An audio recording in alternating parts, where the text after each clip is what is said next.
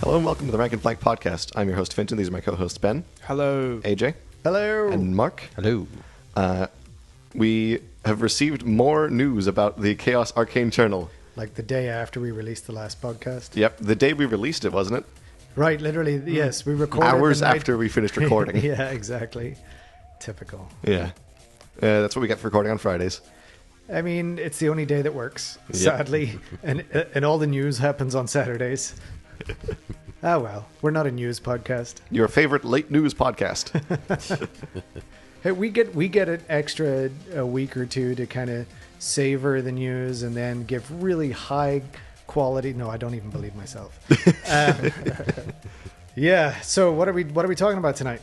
Well, we went to an event, in Bangor, another Exploding Dice event. Yep. We're going to cover that in the tournament zone. And then we're just going to go over all the new information we have about the Chaos Arcane Journal, as well as just general opinions on, I think, the state of the game. There are some things we need to talk about. Okay. Is it a deep dive on the journal? We'll go into all the different units and magic items, etc. Yeah, let's call it that. Okay. Sounds good.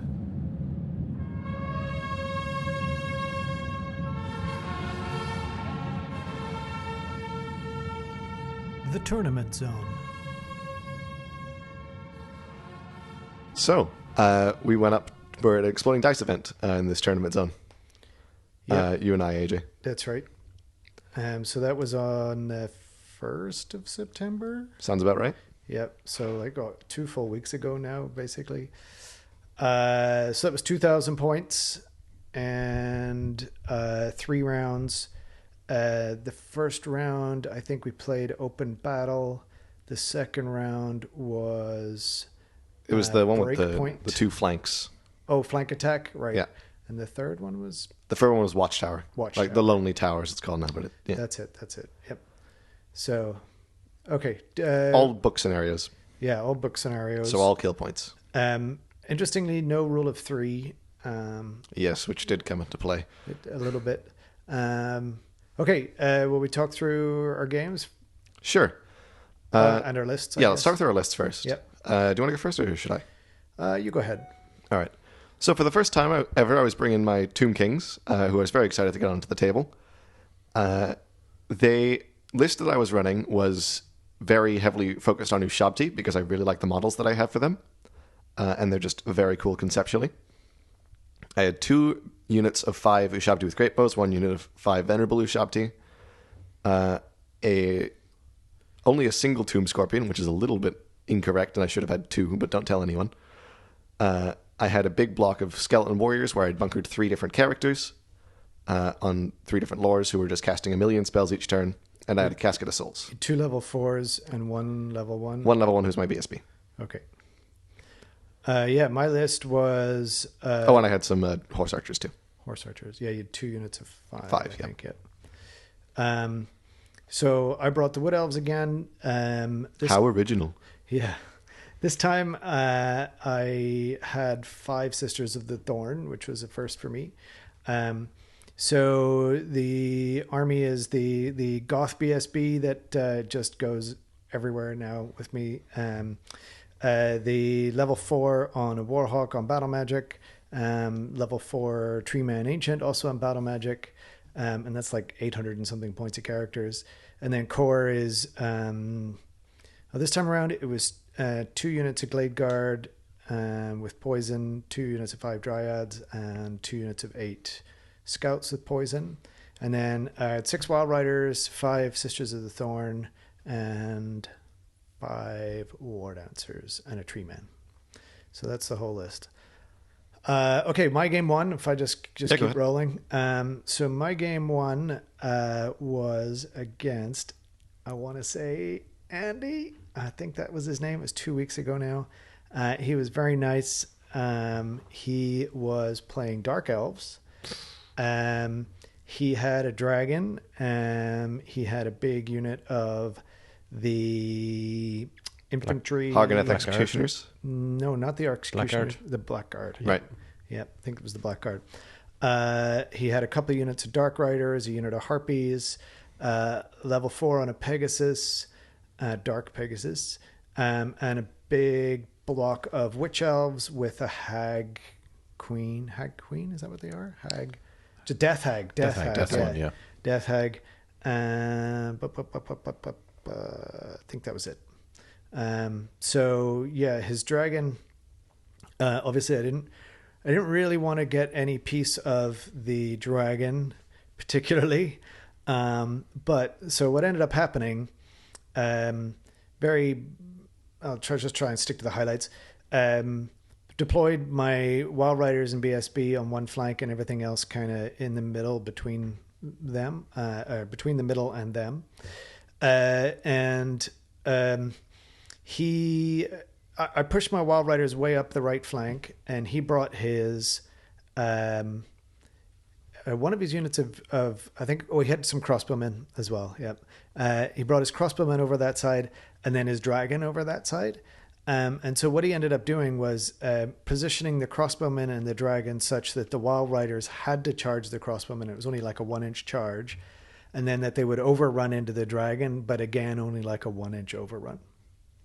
But what happened was the Wild Riders wiped out the crossbowmen, and then the dragon failed its panic test and fled. Oh, yeah, and fled. And so we measured the flee, and we measured it as being right on the 12-inch mark. And I rolled a 12 exactly. And so if I'd rolled a 13, it wouldn't have been an issue, but I rolled exactly a 12. And so given how imprecise measurements are, especially when hills and stuff are involved, we had somebody else up it for us to say whether or not I caught his dragon and wiped it out. His dragon lived. But otherwise I would, I had no way to deal with the dragon. So it was basically just running away. you're a saint, AJ. Yeah. So the other highlight for me was I put the sisters into marching column, and they marched 27 inches, and then I cast Arcane Urgency on them so they could march another 27. And so they started on the left-hand side of the board, and in one turn came all the way around my back lines and onto the right flank. I really like them in marching column because you can still cast their spell. Not after they march, but they can move, and then they can really run away if they need to.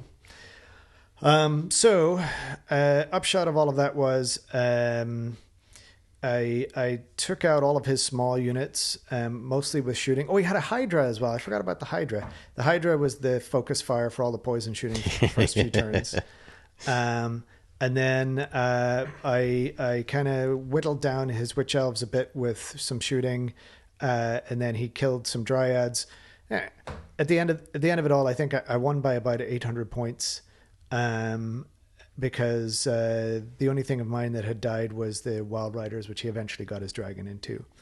I think we only got through 4 turns. I think if we'd continued, I would have wiped out his witch elves, but then his dragon probably would have eaten my sisters. Probably. It's up in the air. Up in the air, but I think probably wouldn't have changed the result much. So that was a pretty decent victory for me going into round 2. Nice. So my first game, first time ever using Tomb Kings. I'd only ever been on the receiving end of Tomb Kings before this. I messed up a couple times, forgetting a couple rules. My opponent was playing Wood Elves, a very shooty, gun-liney Wood Elf list, no cavalry of any kind. So he's hanging back and trying to outshoot me. Ushabti have very long-ranged and very hard-hitting bows, and if you try and outrange them, they will walk forward and shoot you. You can't outrange them. You can't outrange them. They're 30. Is it 36? I think they're 36. Yeah. They're bolt throwers. They're just bolt throwers. They're ridiculous. Yeah. And whenever you poison shoot like 2 or 3 off the board in one turn, they're back. It's pretty ridiculous just how fast you can bring back a whole unit of Ushabti in a mortuary cult list. I had several units get down to 1 wound and then come back instantly to full wounds in the course of a turn. The only things... So it was a fairly uneventful match. We kind of sat across from each other, shooting each other. His stuff died and didn't get back up. My stuff died and got back up. So I won very heavily by the end. War of attrition. Yeah. He also had a dragon without... Oh, yeah, he had a dragon. That's right. Without any ward save or something? It was a dragon designed to kill other dragons cheaper than the dragon. So it was no ward save, no regen save, just a 3+ armor save, and an ogre blade. Right. Which I think is risky. Yeah, I shot it off before it got into anything, and I held it off with Calma Crystal and Yeah. Miasma Mirage. Nice. Yeah, you have the ability to just pop off 3 skeletons from a unit to get +3 to cast, which is just ridiculous when you can bring back 10 skeletons a turn.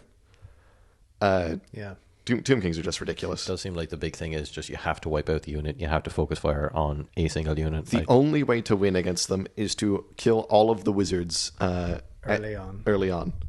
Otherwise, they cannot die. Pretty much. Can you bring units past their starting strength with No. that? No. Okay. Which is different than earlier editions in some ways. Vampire counts can do that with zombies, I think. Yeah, Um, but there's no ability to bring it back to be on the starting strength. Which is it's nice so that we don't have to carry around an entire serving tray thank of God, models. though. Like, I mean, it's they're really powerful as is. Yeah. It's like it's not a mechanic where it's like, oh, you have to be really tactical with how you use it. No. It's more like, oh no, oh, you shot my stuff. No, it's just back now. Yeah, Sorry. Yeah, that's The best part is you can do it in combat as long as the wizard's out of combat. Yeah, which is why you get them on the side of Yep. units and stuff. 1 inch away. Yep. So, anything gets near the unit, pop all 3 wizards out and just start spam healing the unit, and it will never die, and it has ridiculous combat res, and it is unbreakable, and it has Indomitable too, blah, blah, blah. It's ridiculous. Yeah. So, it was very rough. It was rough on my opponent because this is like one of his earlier games of Warhammer. He's not played that much. Yep. And it was rough on me as a first impression of the army. It just wasn't very fun to play because I just ended up sitting back and Shooting. feeling like I was doing nothing. I just shot with Ushabti over and over again, Yep. which didn't feel great. Fair. But I stomped him. I lost 55 points from a single unit of horse archers, and he lost most of his army. Yep. I think that was Chris Jr. Yeah, Chris Jr. Yep. Sorry, I'm terrible with names. That's okay. I'm just trying to remember them all. Do you want to do your second game, or will I do mine first? I can run into my second game, yeah. All right. So my second game, what's his name? David. David, yeah. Yep. The high elf player. The High Elf Dragon player who's been stomping every single tournament he's gone to. Oh, David Wade. Yeah. Yeah. Ah, good. Yeah. He won the GT Best General Award. Yep. So I was going into it, I was just like, okay, I'm going to lose this game. I can't beat a dragon. Nothing can beat a dragon like that. And I was right. I lost. Jumping to the conclusion. Sure. The majority of the reason why I lost, though, is that I misdeployed and my Casket of Souls, I could have positioned it better so that way it could be better protected, so he couldn't sneak his dragon into it, which is what ended up winning him the game. Because I couldn't have Light of Protection active, which means no -1 to hit on everything. And I couldn't cast as many spells or heal as much or anything like that. The Casket is really important, and if you lose it, it really sucks. So... Which is why 2 caskets are better than 1. Yeah, but that's just gross. I'm not going to do that. I have some respect for my opponent. I'm not going to run the ridiculous Tomb King list of Ridiculousness. here's 2 monsters, 2 caskets, a bunch of Ushabti and Tomb Swarms, and also 50 skeleton skirmishers. Have fun. You're making Dan sad now. With a tiny little Sorry. stroke Dan, above we you. still I love it. you. Yes, we do.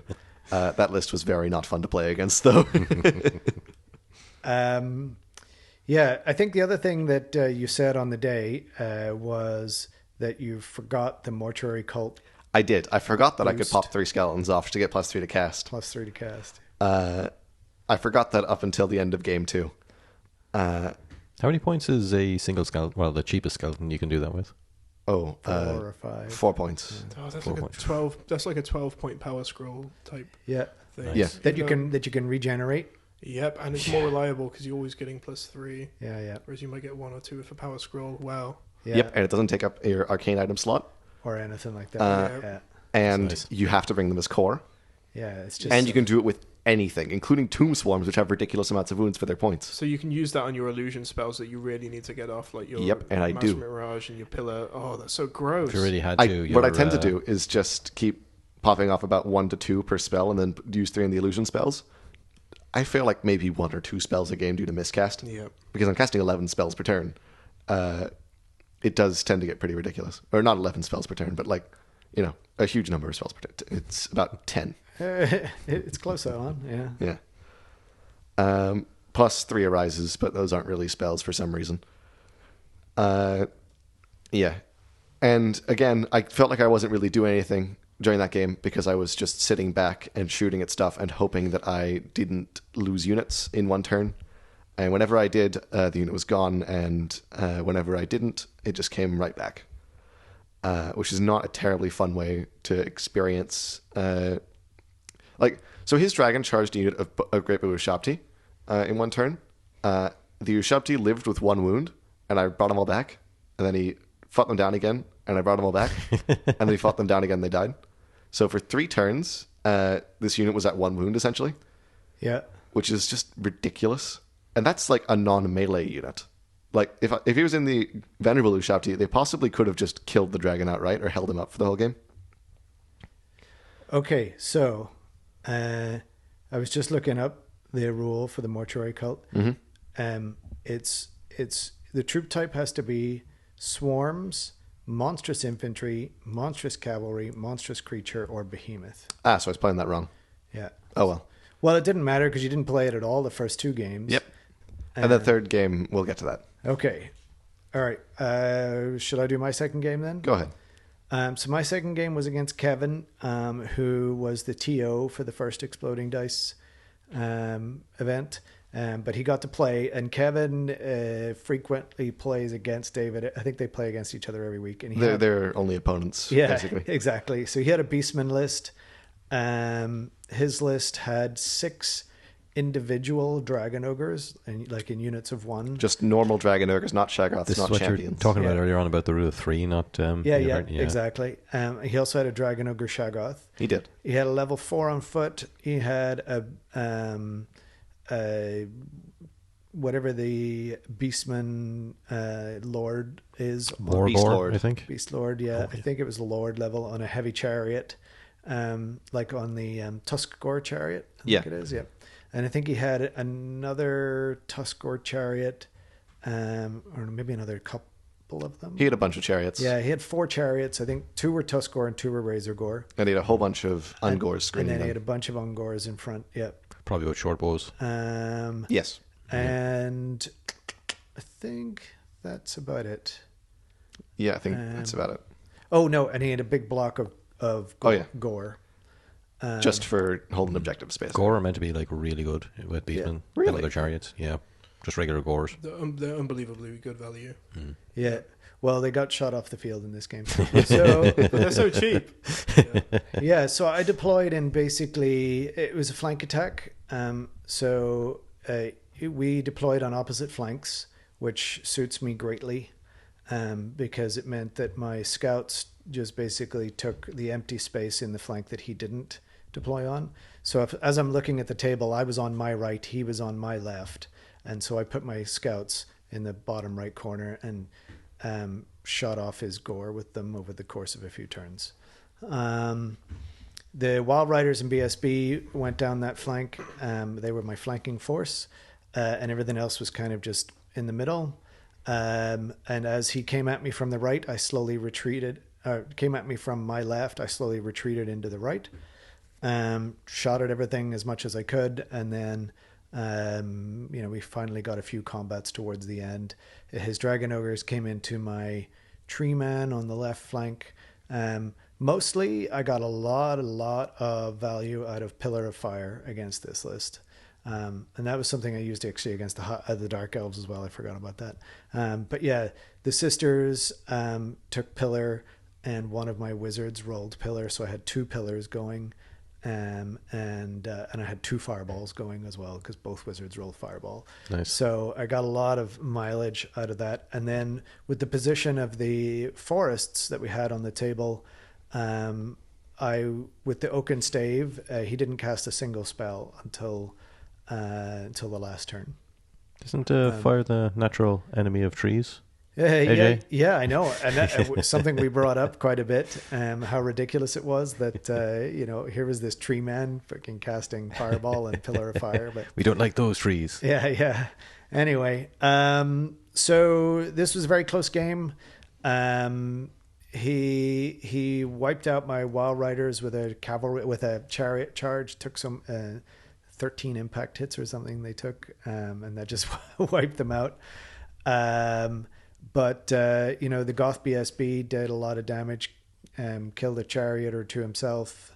The Ungors died to Pillar of Fire, but mostly it was very close. I think I got an 11-9 out of it, or won by like 100 victory points or something like that. His level 4 stepped out at the last minute with the Hag Tree Fetish and cast Vile Tide on my Tree Man Ancient. The strongest magic missile in the game. Yeah. And he had, so just wounding on 6s. Rerolling failed wounds. Yeah.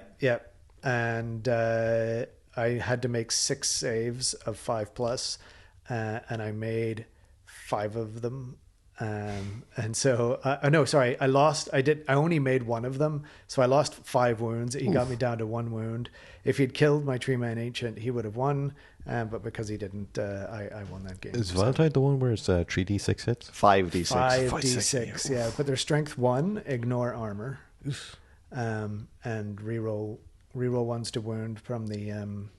Reroll all to fail to wound from the Hag Tree Fetish. All failed to wound, yeah, from the Hag Tree Which Fetish. is ridiculous. So he got a chance. He basically was fishing for 6s, and then any that weren't 6s, he got to re-roll them all again to fish for more 6s. And so he got 6 6s out of all of that. That's what he uses to kill the dragon. Yeah, exactly.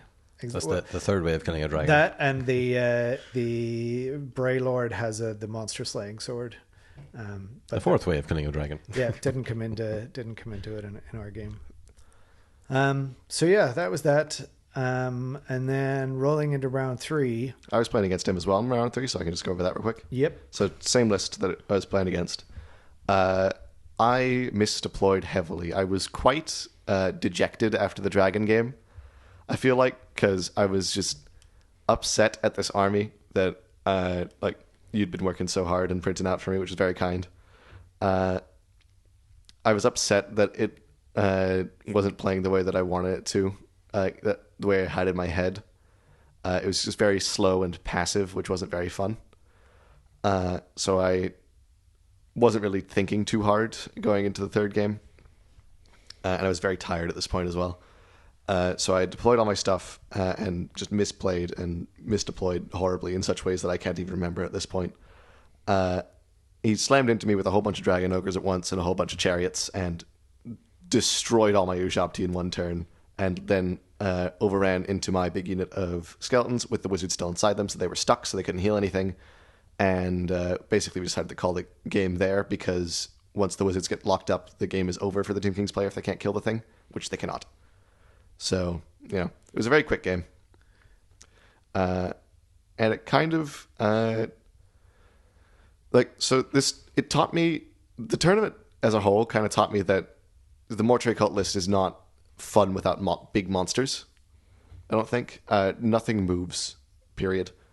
Nothing really kills that much quickly. And it's very reliable and very difficult to touch for your opponent, which is not fun for them. It's a gun line. Yeah. And, I guess it's just not what I really enjoy playing. With the added utility of like 600 wizards. Yeah. Yeah. Well, the 600 wizards are half your gun line. Yeah. Yeah, but they can also put down Pillar of Fire and Marasmic Mirage and buff up stuff and speed up stuff, and there's all kinds of things that they can do, right? Yeah, for sure. My skeleton... They just enable the whole army. Yeah. The skeleton warriors block was always at -2 to be hit in all phases throughout the whole game, because of lighter protection and glistening robe. It's a very strong combo. It means that the wizard bunker is essentially invincible, because nothing can hit it except spells. That's a whole different issue. Anyway, how about your third game? Yeah, so my third game was against Peter. So Peter is the... he was the TO. He's the TO. He's also the chairman, I think, of the Exploding Dice Club. And he and I know each other from way back when I worked at Games Workshop. So he had... this was, I think, his fourth game of Old World. So, and it was game 3 of the tournament. He had an Orcs and Goblins list. It had 2 blocks of Night Goblins, each with 3 Fanatics. It had a big block of Black Orcs. And then he had a couple of units of Squig Hoppers, a hero on a giant Squig, and a couple of level 4s, one on Wa and one on Illusion. No Boar Boys. No Boar Boys. Hang on. He also had... Let's see. Trying to think if there was something else that he had that was fighty that kind of came up. But I think that's it. Like he had a big hero in the Black Orc unit. And Black Orc boss, presumably. Yeah, Black Orc boss or big boss. And I wanted no piece of that unit whatsoever, but I ended up getting a big piece of it. I didn't want it. So let's see what happened. He quick highlights. He pushed his Fanatics forward, or his Night Goblins forward far enough to release the Fanatics, and my level 4 on the Warhawk took 3 Fanatics to the face. Youch. Yep. So I mispositioned her, and she died in turn 2. However, that was really just vengeance, because earlier in the turn, her Pillar of Fire went through the Night Goblins, then hit the Night Goblin Wizard that was standing right beside the unit, Ooh. and then went through. I love when it does Yeah, that. it just kind of skittered through 3 or 4 units, but hitting the Night Goblin Wizard on its own just took it right out. So we both lost. We both had 2 level 4s. We both lost one early on in the game. An eye for an eye, a wizard for a wizard. Exactly. So let's see. Same tactics. It's just exactly the same. The Wild Rider and the Wild Riders and the BSB fling down one flank, and they were on the right again, and they kind of wiped out whatever was put in front of them until while the tree man kind of pushed forward this time, because I had to kind of. We were fighting over the watchtower in the center of the board, so I couldn't just sit back. I had to have board presence up there. Long and the short of it was, yes, the Fanatics wiped out my wizard, but then they kind of proceeded to wipe out the Night Goblins as well. And the Black Orcs took out my Wild Riders, because Wild Riders can't countercharge infantry, as I... Nothing can countercharge infantry. Yeah, I know. Countercharge doesn't work against infantry. They're too slow. You can't countercharge them. Wait, hang on. Well, how does that make sense? I don't understand why you can't countercharge infantry, but you can't. So Wild Riders got wiped out by Black Orcs. But then, the Tree Man Ancient, and the BSB all went into that unit. And because they've got such small footprints and they were ones on the charge, nothing really got to fight back against them, and they broke the unit on combat res. So yeah, by the end of it, I think he had just his Black Orcs unit fleeing, and everything else was kind of wiped out. But he'd wiped out a good chunk of my army. The only things that were really left were the 2 tree men and the BSB, and he'd wiped out both units of scouts, I think anything that was an elf was dead, except for the mounted BSB, and then I just had tree men and dryads left. Oh, and the sisters. The sisters survived everything, because they've got a 4 board. It helps. And they're moving 27 inches a turn, right, or whatever they need to do. End result for me was I had 3 wins. It was a tournament of 18 people. And so there were 2 of us that had 3 wins, myself and David. Yep. So one was 2 wins and a tie. One and a third the person who came third was 2 wins and a tie. Yeah. So I came second. So really you came first because you weren't the dragon list. Oh, I'm not going to say that. I still haven't faced David yet, which is kind of funny, because we've played now in 2 tournaments together, and both times he's come first, I've come second, and we haven't played each other. When you do face him, you should ally in some flagellants. Is his list, does it still only contain one dragon? It's Yes. the exact same list he's been playing. He can definitely fit in another dragon there. He doesn't want to. I don't think he needs to. Yeah. Probably doesn't. Yeah. The dragon doesn't even have a built-in ward save. Like he's optimized the list quite well for making a cheap-ish dragon. Well, he's got a charm shield for a 5-up ward. So On when one, you shoot him with a cannon, he gets a 5-up ward against the cannon. Yeah, because he needs that. Um, And then he's got Shield of Safri that he's casting on it. right. But and, it's not hugely reliable. and this he's got the Seed of Rebirth, right? I think. Mm-hmm. And then Ogre Blade, like he uses it for dishing out Absolutely he does. damage to other characters. And it does a lot of damage. Yeah. And so my goal in that list would be to keep his dragon away from my characters and my tree man by using their smaller base to be able to move them out of arc, and Arcane Urgency to really move them out of arc when I have to. And then other than that, I just, let him eat dryads or whatever, Just you wait. Next FAQ, GW is going to make all dragons skirmishers. Nice. All How right. did you find Good list to the call it. sisters, actually? How did you find they kind of performed? I think so, the first time you used them, right? Yeah, first time I used them, I had one unit of 5 with the Standard Bearer and the That's to get the upgraded and spell the thing, champion, right? yeah, so that it's cast at level 2.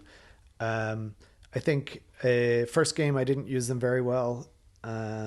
However, the dragon in the first game of the Dark Elves charged that unit, and the champion was able to just eat the challenge, and only took I think 2 wounds or something, because 4-up ward is just really, really good. So I think the rest of the unit would have died the next turn, but second game they did really well. I think I gave them Fireball, actually, and I think the 2 wizards had Pillar, and I'm going back over what I said, and now that I remember, because I wanted them to be able to be at far enough range to be useful, whereas Pillar you have to kind of get up close or at least push it up close. And yeah, it did a lot of damage. Took out, I think I did 3. Oh, he had some Razor Gores as well, just running around. So I took out They're those meant to be with really good spells. as well, aren't they? They're very good. They're very efficient. very cheap, yeah. Efficient points wise, yeah. It's like 3 wounds or something, 5 toughness, and it's like less than 50 points or and something like strength that. 5. They were hard to shoot off with the Ushabti. Like, that whole list was ridiculously hard to shoot off with the Ushabti. Like, it felt really bad shooting at toughness 4 things, which are huge and look like the perfect target for heavy shooting. And then they have a 3-up armor save. Yeah, the 3-up And, armor save is gross for Dragon Ogres. Yeah. The Ushabti only have AP 1 for some reason. Only AP 1. Armor Bane 2, but AP 1. I always had in my mind that they were basically just Reaper Ball Throwers. No. Held by like one guy. They're Reaper yeah, Bolt only- Throwers held by one guy with no armor piercing because they're, a massive telephone pole they're shooting clearly can't penetrate armor. Yeah. Not that they need it. Tomb Kings are already really strong. Don't buff them. Yeah, and then in game 3, I took Pillar on them, it did a lot of work. I mean, against goblins, it's just great. Pillar's just good. It's a good spell. Well, it is, but it's only strength 3. It's strength 3 AP 2, which is great. It's really good, I think, against lists where people tend to bunch stuff up. Like Tomb Kings. Like Tomb Kings, like goblins, like my Beastman player, right? Whereas against the Dark Elves, Pillar wasn't great. Yeah. It took out some Witch Elves, which was nice, but I didn't get to go through like a ton of units. Oh, he made a big mistake, the Dark Elf player. He didn't put any ward save on his Dark Pegasus. And you blasted it immediately. I just hit it with a fireball and it Yeah. died, right? I mean, it had no save. It's fast, but they're still very vulnerable to pretty much anything. Very vulnerable, yeah. Do they not have inbuilt magic resist, those ones? Dark Pegasus, I don't No, think so. Empire Wizards the only ones with built-in magic resist. Oh, okay. It's one of your special things. You're so privileged being an Empire player. Well, Yeah. Second worst army in the game or It's whatever. tough at the top. Well, you do have flagellants, to be fair. This flagellant thing has got legs. We're going to be mentioning them in every podcast. We're putting it on shirts, man. Yeah.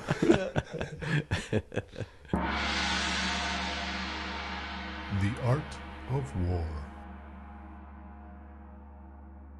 Okay, the Chaos Arcane Journal. We have way more information than last time. We're not just guessing off these things from various infamous community articles and other sources. We have an actual PDF now. Yay. How exciting. First thing we're going to do is look over the army lists themselves, the Armies of Infamy, and the special rules. And then move on to units, and then special characters and magic items. Yep. So starting off, we've got the Wolves of the Sea Army of Infamy, which is the Norse Marauder-themed army list. This one's really cool. Yep. I really like this one. This is absolutely the highlight of the journal. Yep. The other one, it may as well not be here. Horses, yay. Yeah. We'll get to that, though. So, the composition list, do we want to go over that and differences? Yeah, I think so. Fair enough. So, unlike in the Grand Army composition list, you have a 0-1 Chaos Lord, Demon Prince, or Sorcerer Lord. That means you cannot take a dragon and a level 4 in this list at the same time. Well, at least not a Chaos Lord and a dragon. What else can go on a dragon? No, just a Chaos Lord. But Sorcerer you Lord could can, take the Warpstone Dragon or Galrock, possibly. Oh, okay. I don't. No, hang on. We'll get to that. Yeah, I think that's only in the other list. Okay. You can take 0-1 Exalted Champion or Exalted Sorcerer per 1,000 points, and then as many Aspiring Champions and Marauder Tribe Chieftains, new character, as you want. Okay. For core, it's only 25%, unlike most armies of infamy, which is 33. And the core is Chaos Marauders, Marauder Horsemen, Marauder Tribe Berserkers, and Chaos Warhounds. Note the Marauder Horsemen and Chaos Warhounds there. Oh, hang on, no, that's the other list. I'm sorry, I want to complain about the other list. This list is cool. Yeah. Well, Don't complain. Let's just go through it. Yeah. I mean, it's kind of you think, oh, only 25%, right? But then the units that you can take in core are all really cheap, so you are going to end up with a lot of them on the field anyway. Yeah. Not a bad thing. Yeah. For special, you have 50%. You can spend it on Chaos Warriors, just basic Chaos Warriors. Chaos Chariots, Skin Wolves, another new unit. Oh, same with the Berserkers as well from earlier. Marauder Tribe Huskarls, another new unit. And Chaos Spawn, the last special choice. That's 50% of special you can spend on. I cannot speak today. Someone else want to read out the rest of this? Sure. Ben, do you want to do it? Yeah. For rare, up to 33% of your army's points value may be spent on Chaos Ogres, Chaos Trolls, and Dragon Ogres. 0-1 Gigantic Spawn of Chaos, more on that later. It's a hot topic. It sure is. 0-1 Dragon Ogre Shagoff per unit of Dragon Ogres. So it's one gigantic spawn per 1,000 points. Yep. Okay. A 0-1 Chaos Giant per 1,000 points.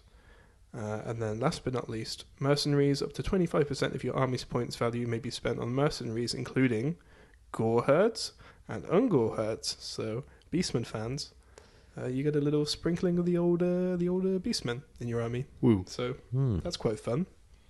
Gores are very efficient, you were saying earlier.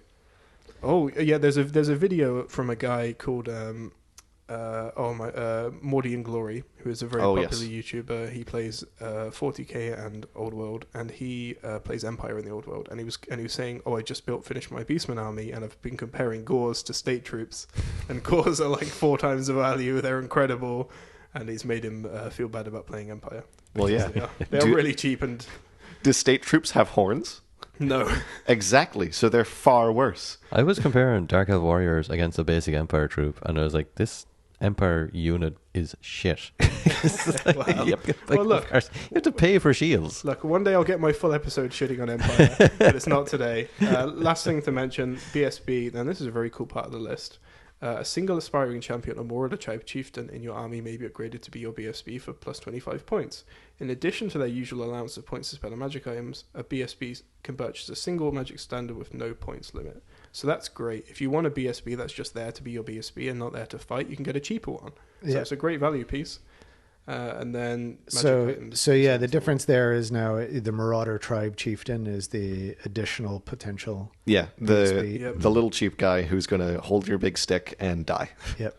And I like that in the Dwarf one too, because it's like you can make a Rune Lord your BSB, so you get to put more utility on that one And some cool character modeling stacking up. opportunities. Yeah, right. So that's one of the cool sort of flying under the radar things about these armies of infamy is more options for your BSB. 'Cause, you know, Yeah, one thing we kind of glossed over there, you can go up to 33% on rare. So Yes.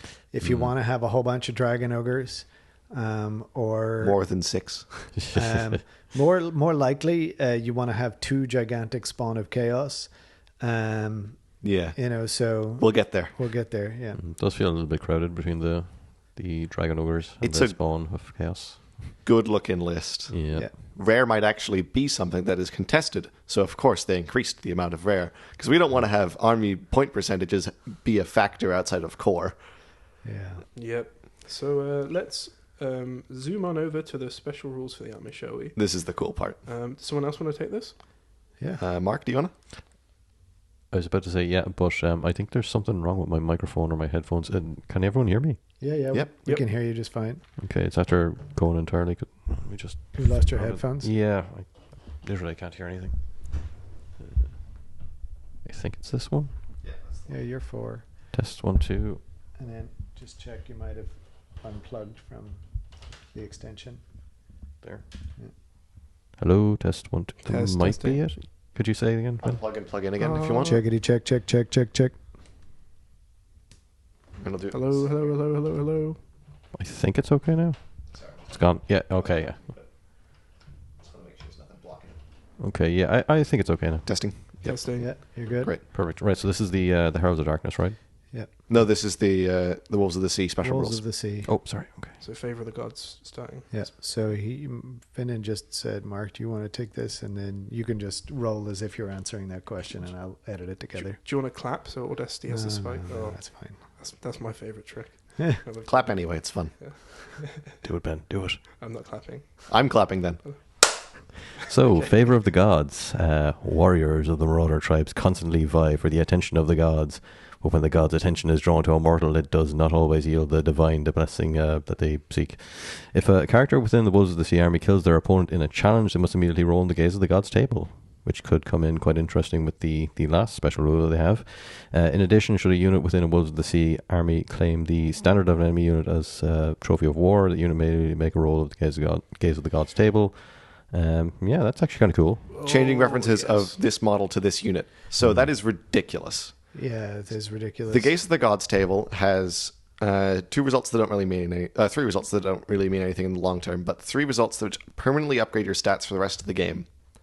Having those on a whole unit is insane. +1 weapon skill, +1 +1 attack. attack. +1 attack is insane. And +1 strength. +1 strength and leadership is the last one.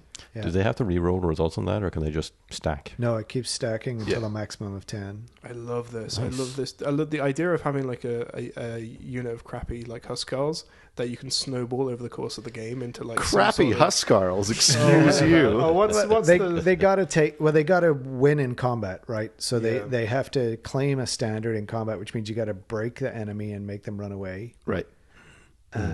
Or kill them. or wipe them out entirely. So it's not easy, but it's very cool. Yes. Um, And very, very strong if you roll above a 3 on the table. If you roll a 1, though, now you have a stupid unit for the rest of the game, yes, which will suck. yeah, the thing is, if all my experience playing Warriors of Chaos players, they would never roll on this table.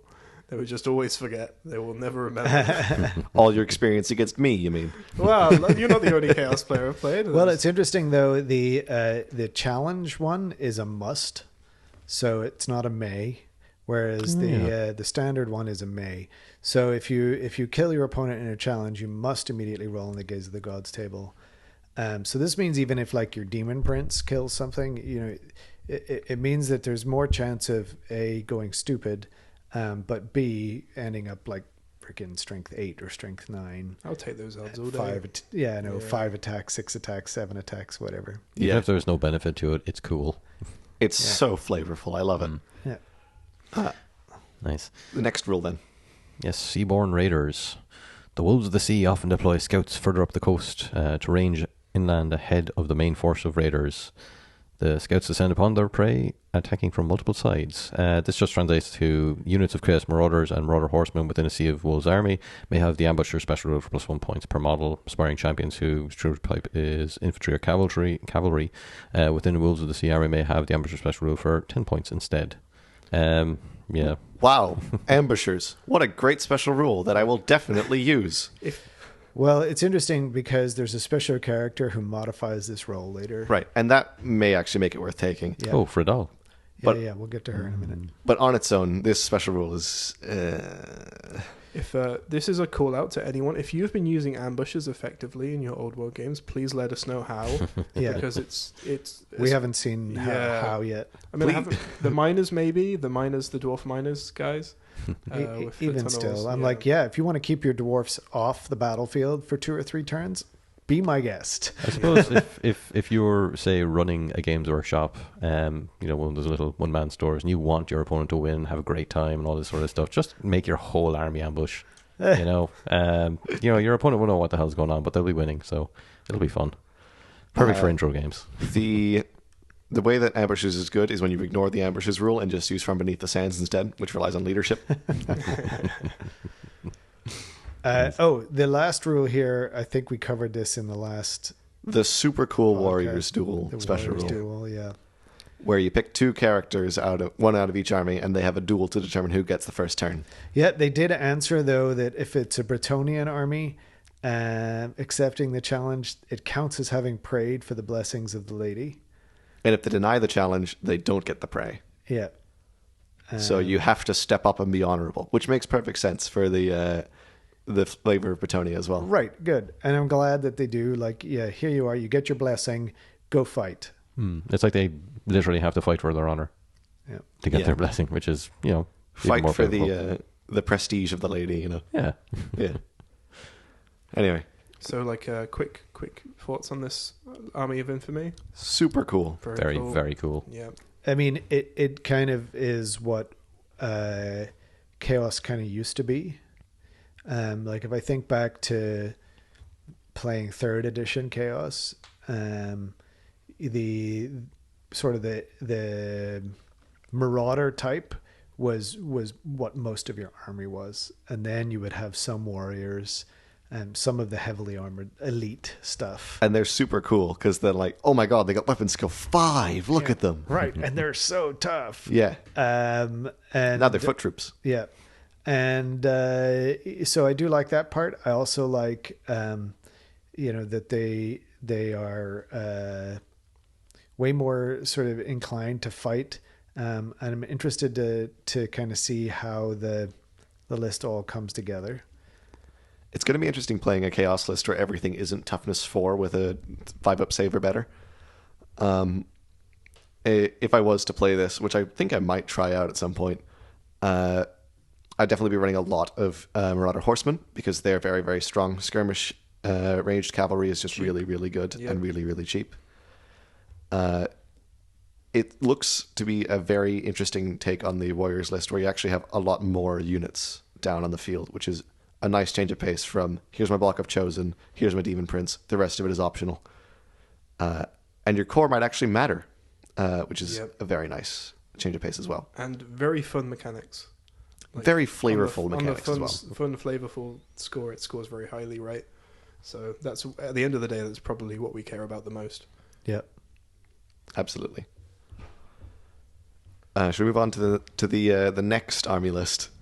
Yes. So I think the lore for these guys is they're like sort of chaos questing knights. They're on the path to glory, just riding their horses, trying to sort of earn the glory of the gods. Yeah, they're the heralds of darkness. Yeah, so they're kind of the ones that are like the getting out and bringing the word of the ruinous powers. They're the bleeding edge, so to speak. Hear ye, Yeah. chaos is coming. Have you heard the word of our Lord and Savior? Nurgle. Yeah. Join up today and catch 15 new diseases you've never heard of before.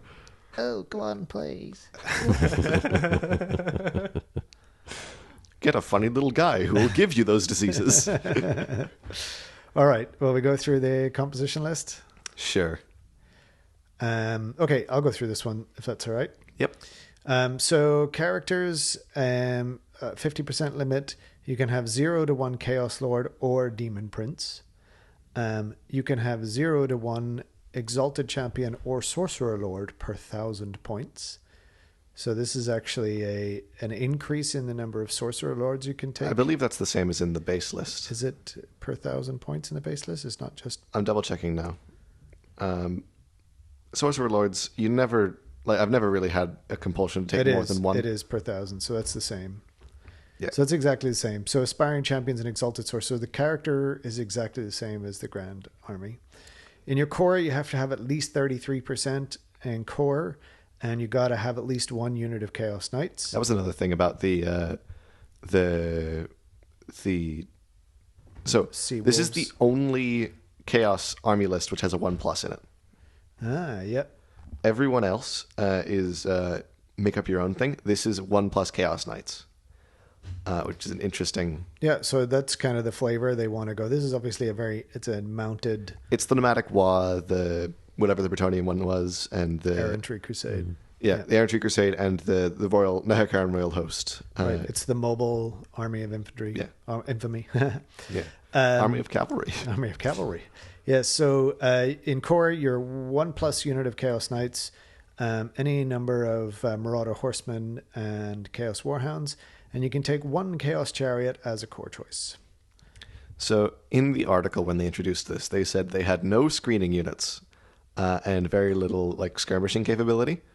Note the 2 units that can skirmish and screen in Chaos Yeah, Marauder Horsemen and Chaos Warhounds. in core when you need 33%. Yep. Yeah, interesting. I mean, I feel like everyone's core is probably going to be the same with this list, which is 1 unit of Chaos Knights, And then some screening units, and probably the Chariot as well, right? Probably. probably the Chariot. Yeah. This is like Chariots and Chaos are quite strong. And that's almost your 33% right there. Or Yeah. possibly it is, yeah. Yeah, yeah. You take 1 unit of Knights, 1 Chariot, and then the rest is just screen. Yeah, Yeah. Horsemen and Warhounds. Yep, absolutely. Okay, so then 50% in special as normal.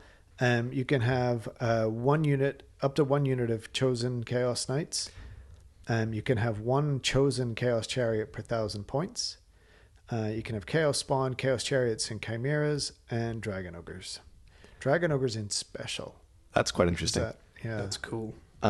So I believe that the base list is also Dragon Ocean Special. It is, yep.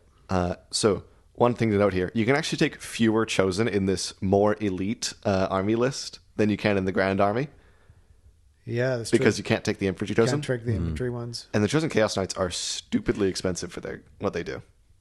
Yeah, is the chosen Chaos Chariot... I believe that's new. That's new. Yeah. Yeah. Okay, I'm kind of interested to have a look I think at that. it's just like the Tomb Guard Chariot. They swapped out the crew members. We'll get to it. Yeah. I'm sure it's in here. And then in rare, 25%. 25%. You can have Gorbeast Chariots, 0 to 1 Dragon Ogre Shaggoth per unit of Dragon Ogres, 0 to 1 Gigantic Spawn of Chaos per 1,000 points, 0 to 1 Chaos Giant per 1,000 points, and 0 to 1 Warpfire Dragon. Period. So neither of these armies of infantry can take the Hell Cannon, Correct. which is a big difference. Yep. Not that I was taking a Hell Cannon in the first place. No, but you can't take it now in either Army of Infamy. And then Mercenaries, you can have Centaur Chieftains or Centaur Herds up to 25%. That's cool. That I is do really like fun. that, yeah. Centaurs are way more fun and interesting as mercenaries than Gores and Ungores are. Yeah. It also makes more sense flavor-wise. Aren't they always drunk? They are. Yes, the only beastmen who get drunk. Also, I don't think there was ever a Centaur chieftain model made, so that's a bit of conversion opportunity there, I think. Yeah. Absolutely. Battle Standard can be an Exalted Champion or Aspiring Champion. Okay, the very exciting Heralds of Darkness special rules. I'm going to go through them really fast if that's okay with everybody. Just like the army's supposed to be. Yeah. So, Mounted Host, your characters must be mounted or have fly. Steeds of Darkness.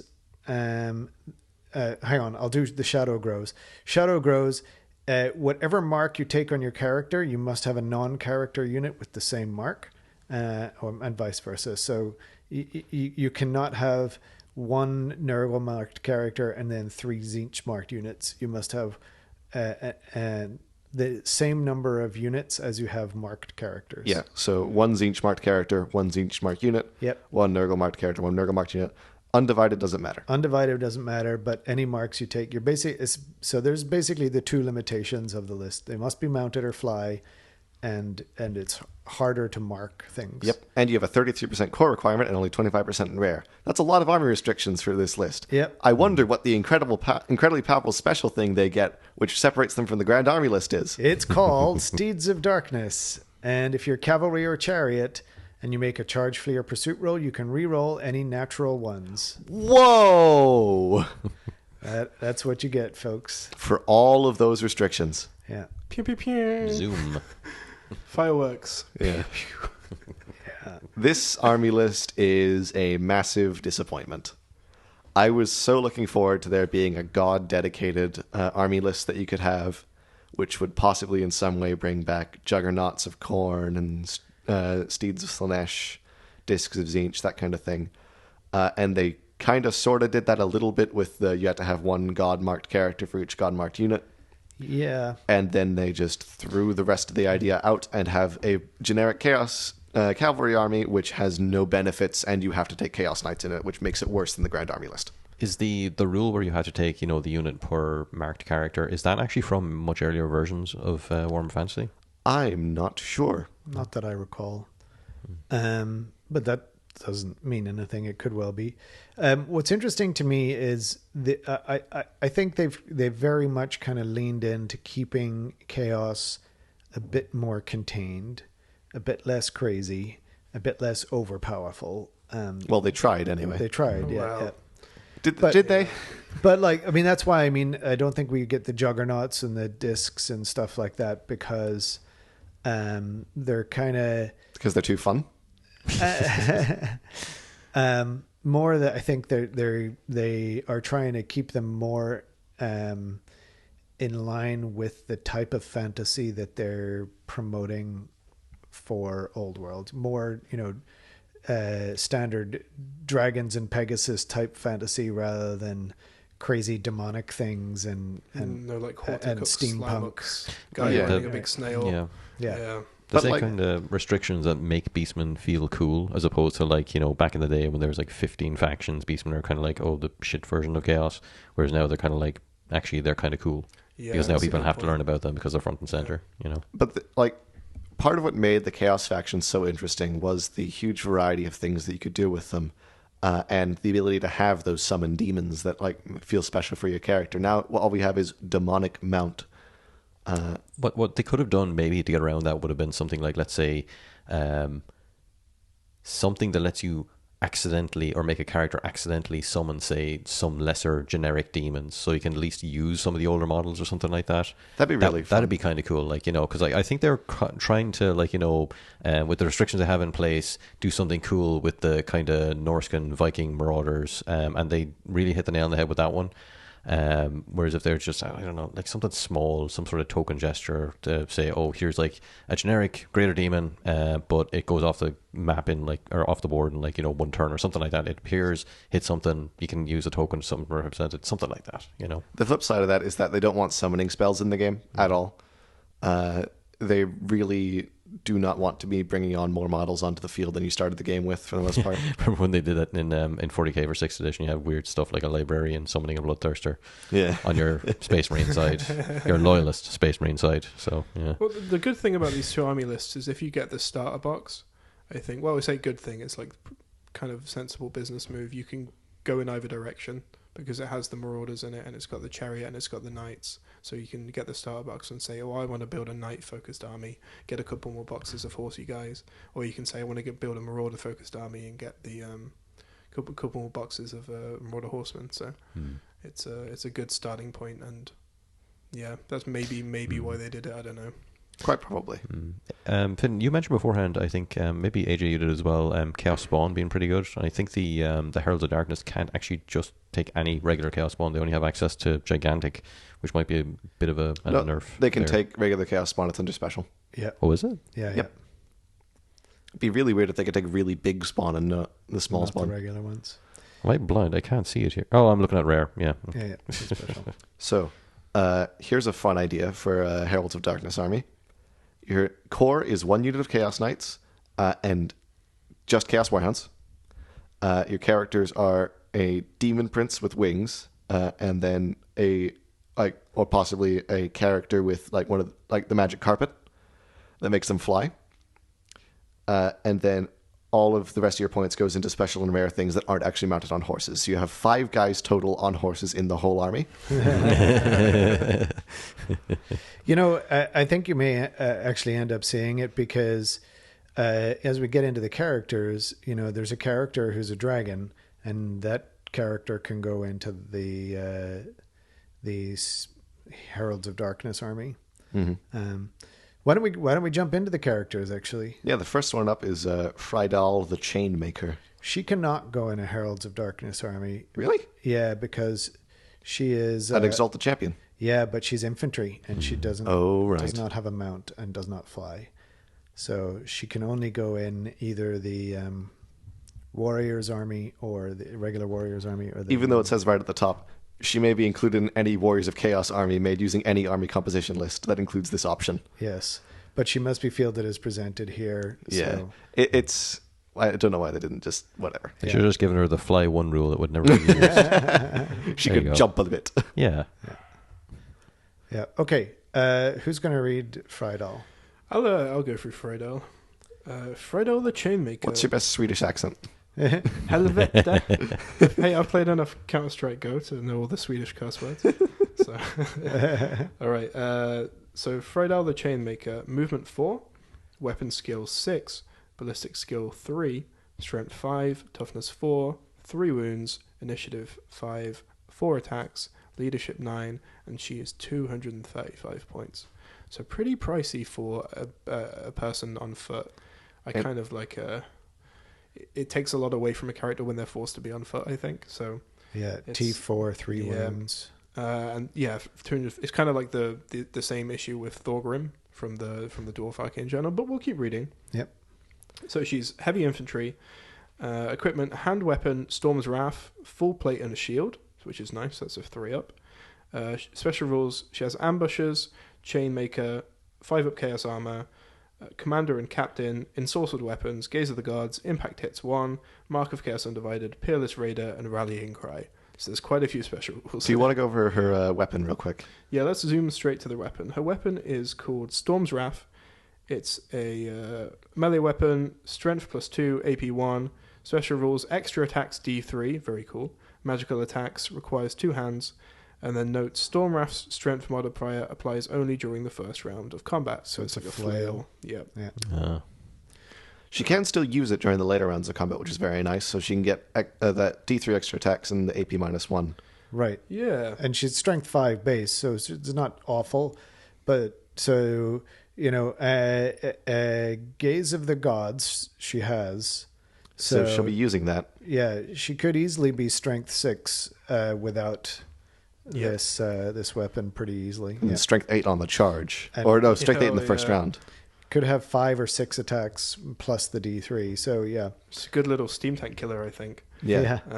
But yeah. Well, it doesn't do multiple wounds. That's the only downside. But I mean, extra attacks D3. She's got base attacks 4. She's doing 6 attacks a turn plus whatever. True. 6 attacks, hitting average, 4 of them, and then wounding 3 of those. Yeah, it's not bad. They only AP -1 though, so the armor's going to get it. Yeah. Chainmaker is the first special rule. Any enemy standard captured by Frydal or any unit she has joined is worth 100 victory points as a trophy of war. So this kind of combines with their the special rule for the Wolves of the Sea, right? Where any unit that claims the standard of an enemy unit as a trophy of war may immediately make a roll on the gaze of the gods, right? If she's in the unit, that's going to apply to her. So she'll earn extra points and get another gaze of the gods. And of course, if she's doing challenges, she would have another gaze of the gods. Like she's gonna have a lot of those benefits and possibly stupidity. Yeah. But at leadership 9, that's not terrible. It's kind of rough if you got a fighty BSB. I take my BSB as like an Empire captain on a horse with just a standard, and he's like 80 points.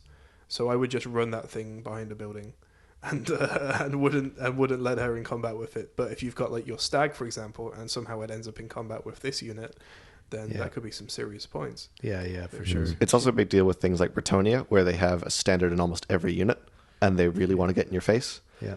Because Bretonia, so there are certain armies that you can really easily capture standards on, and there are certain it's armies. enemy standard, it's not just battle standard. Yeah. No. I completely misread that. That's great. Yeah, and there are certain armies where you'll get next to no standards. The Tomb Kings list I was running had one standard and the BSB in the whole thing, whereas Bretonian armies I've seen take 4 or 5 standards plus a battle standard. Yeah. So you'll get different amounts of points from different armies for this, and it's just doubling. It's normally worth 50. It doubles it to 100, but it's now 100 plus a roll on the Gaze of the Gods table For the whole unit. for the whole unit. Yeah. Plus, if you were in a challenge, plus 1 more for her. And she's definitely going to be in a unit because she's infantry, right? So you're going to put her. She wants to be in a unit. Yeah, absolutely. Next rule is called Commander and Captain. Unless she is fleeing, friendly units of Chaos Marauders, Marauder Horsemen, Marauder Tribe Huskars, and Marauder Tribe Berserkers gain a +1 modifier to their leadership characteristic whilst within Kradel's command range to a maximum of 10. That's great. Yep. Excellent. Doesn't he have to be the general to activate that? Right. She's most often not going to be the general. Yeah, leadership 9. She might be Actually, as you see the next rule. Yeah. Next rule is Peerless Raider. 0 to 1 unit of Chaos Marauders or Marauder Horsemen in the same muster list of Friedal may have the Ambushes special rule for free. In addition, if Friedal is your general, you may apply a +1 or -1 modifier to the result when rolling to determine if she or any unit of Chaos Marauders, Marauder Horsemen, Marauder Tribe Huskars, or Marauder Tribe Berserkers with the Ambushes rule that is currently held in reserve arrives this turn as reinforcements or is delayed. That is a lengthy rule. It basically gives you + or -1 to the ambushers roll. Yeah. And 0 to 1 free unit of ambushers. Yep. So you go from arriving on a 4+ to arriving on a 3+. Still not great. That's way better. It's better, but it's still not great. It's way better. Do the Dwarf Miners, do they get the reroll or do they get a +1 as well in that Expeditionary Force list? Do you remember? Don't remember. I have to That was try so long sometime. ago, man. Yeah. Yeah. So +1 is nice. I don't think I'd be using ambushers on that many units. I'd probably use it on the one free one. I wouldn't pay for it anymore. Yeah, that's fair. I don't know that I'd ever want to to risk having a big unit just disappear until turn 5. Let me ask you this question. Have you ever, in any games of Warhammer, of any edition, had ambushers arrive behind your opponent's battle line? Once or twice. Because I have, and they can be absolutely devastating. Against the right list, yeah. Well, even like, so against, I mean, I'm pretty sure Ben doesn't want to see any ambushers arriving behind his cannon. And that's the right list. Right. But even aside from that, like if you've got battle lines, you're not going to want to, even against your Tomb Kings, right? Against the Casket or the Wizards that are in the back lines. Right, absolutely. Also the right kind of list. But there's a lot of lists that ambushing can be strong against. the flip side is against something like Bretonia or High Elves, which are very aggro lists, where they really do not have a battle line at all. They're just going to run up the board. I would argue even better. Really? Okay, you run up your board, but all I've got is half my army. The other half is in reserves. So you don't know if I'm going to bring them on the left side of the board, the right side of the board, behind you. You can run at what's there, but it's stuff that's just going to run away. So look, I think ambushing in general is tactically strong. The way that the rule is written is a little too random for my liking, but having a +1, so you give me now a 3+ chance to get there before turn 5. I'm thinking about it now. It's just become a lot more interesting. I mean, for a smaller unit, you increase the value of that unit because that will, the positioning will multiply the power of like a unit of 6 horsemen, right? But Yeah. you don't want to put a big block of stuff in there. I mean, that is one train of thought. I'm kind of curious to see, so it's Marauders, Marauder Horsemen, Huskarls, and Berserkers, and I really kind of want to look at those units and find out. Should we just jump straight there? Well, we could. Is that all right? Yeah. I'll be happy with that. We Yeah. can come back to the other ones. Yeah. We will save the dragons for last. Should they we go belong. to Marauder Tribe Chieftains first? Is it Chieftains weren't one of the options? Oh yeah, but they're part of the same. Chieftains, I believe, already have ambushers, don't they? They do. Yep. Now, if a character has ambushers, can you put them in the unit? I don't know. I believe so, yeah. That would make sense if you can. Otherwise, you'd have the character left on their own. Which would be weird, right? Very weird. Yeah, we just go straight to Chieftains. We were all ambushing, but then I tripped. Yeah. Well, the thing about these guys is, right? Do we need to read the full thing? Isn't it just like a slightly better version of the normal Marauders? Yeah, we yeah. can just compare them to what's already there. I don't think we need to go like deep into each of their stat Yeah. lines or So anything. what we can do is we compare them to the Aspiring Champion, which is the lowest level of base Chaos Hero. Yeah, So compared to the Aspiring Champion, they have... exact same stat line for 5 points less. Yeah, I've got both things up. Oh, okay. Yeah, so the exact same stat line for 5 points less. They also do not have heavy armor. Yeah, they've got light armor. They're not heavy infantry. They're regular. They have different weapon options. Yep. So they can't take a lance. They can only take a cavalry spear. And they also cannot take a halberd. So they have flail, great weapon, and cavalry spear. They can, however, take throwing axes and javelins. Only skill 3, but still nice to have if you want to stick them in a unit of Marauder Horsemen. They can be on a war horse, which is not as good as the Chaos Horse, I believe. Yeah. They can take all of the marks just the same. They can't get gifts at all. And they can get up to 50 points of magic items, which is the same as the Aspiring Champion. Their Chaos Armor ward save is worse at 6+ rather than 5+. Yep. They don't have ensorcelled weapons. But they do have warband. They do have Warband, and that's the big deal. All right. Warband and ambushers is what you're paying, and then, like, other than that, it's the same. Right. So that's your chieftains. They're very simple. Yep. And then the berserkers they look like they're just the same as the marauders. They were a bit better in almost every way. So These are 8 points. Regular Marauders are 6, Oh my gosh. so they're move 5. which puts them at 1 over the base Marauder. Yeah. Skirmishers. But everything else is this. Oh no, they're tough 4 and leadership 7. So they're not bad. They're a bit better all around. And the champion actually has leadership 8. So if you take the champion, the whole unit is just bumped up its leadership. Plus, they're Warband, yeah, and you can get Friedel in there to give him +1. yeah. And so they're frenzy. They can be open order or skirmishers. Skirmishers is very strong on a unit like this. Yeah, for sure. But sometimes you want to reform an open order. And get that Warband bonus, yeah. Yeah. They've got move through cover. And then they've got this relentless warriors, which is the 6 up ward save against non-magical attacks. yeah, that's not bad. That's pretty good. And Yeah. they can take flails, which is really strong. That's the thing. And they're only 8 points. This is a great ambushing Yes, unit. this is the unit you stick the free ambush on for Oh my 9 God. points a model, having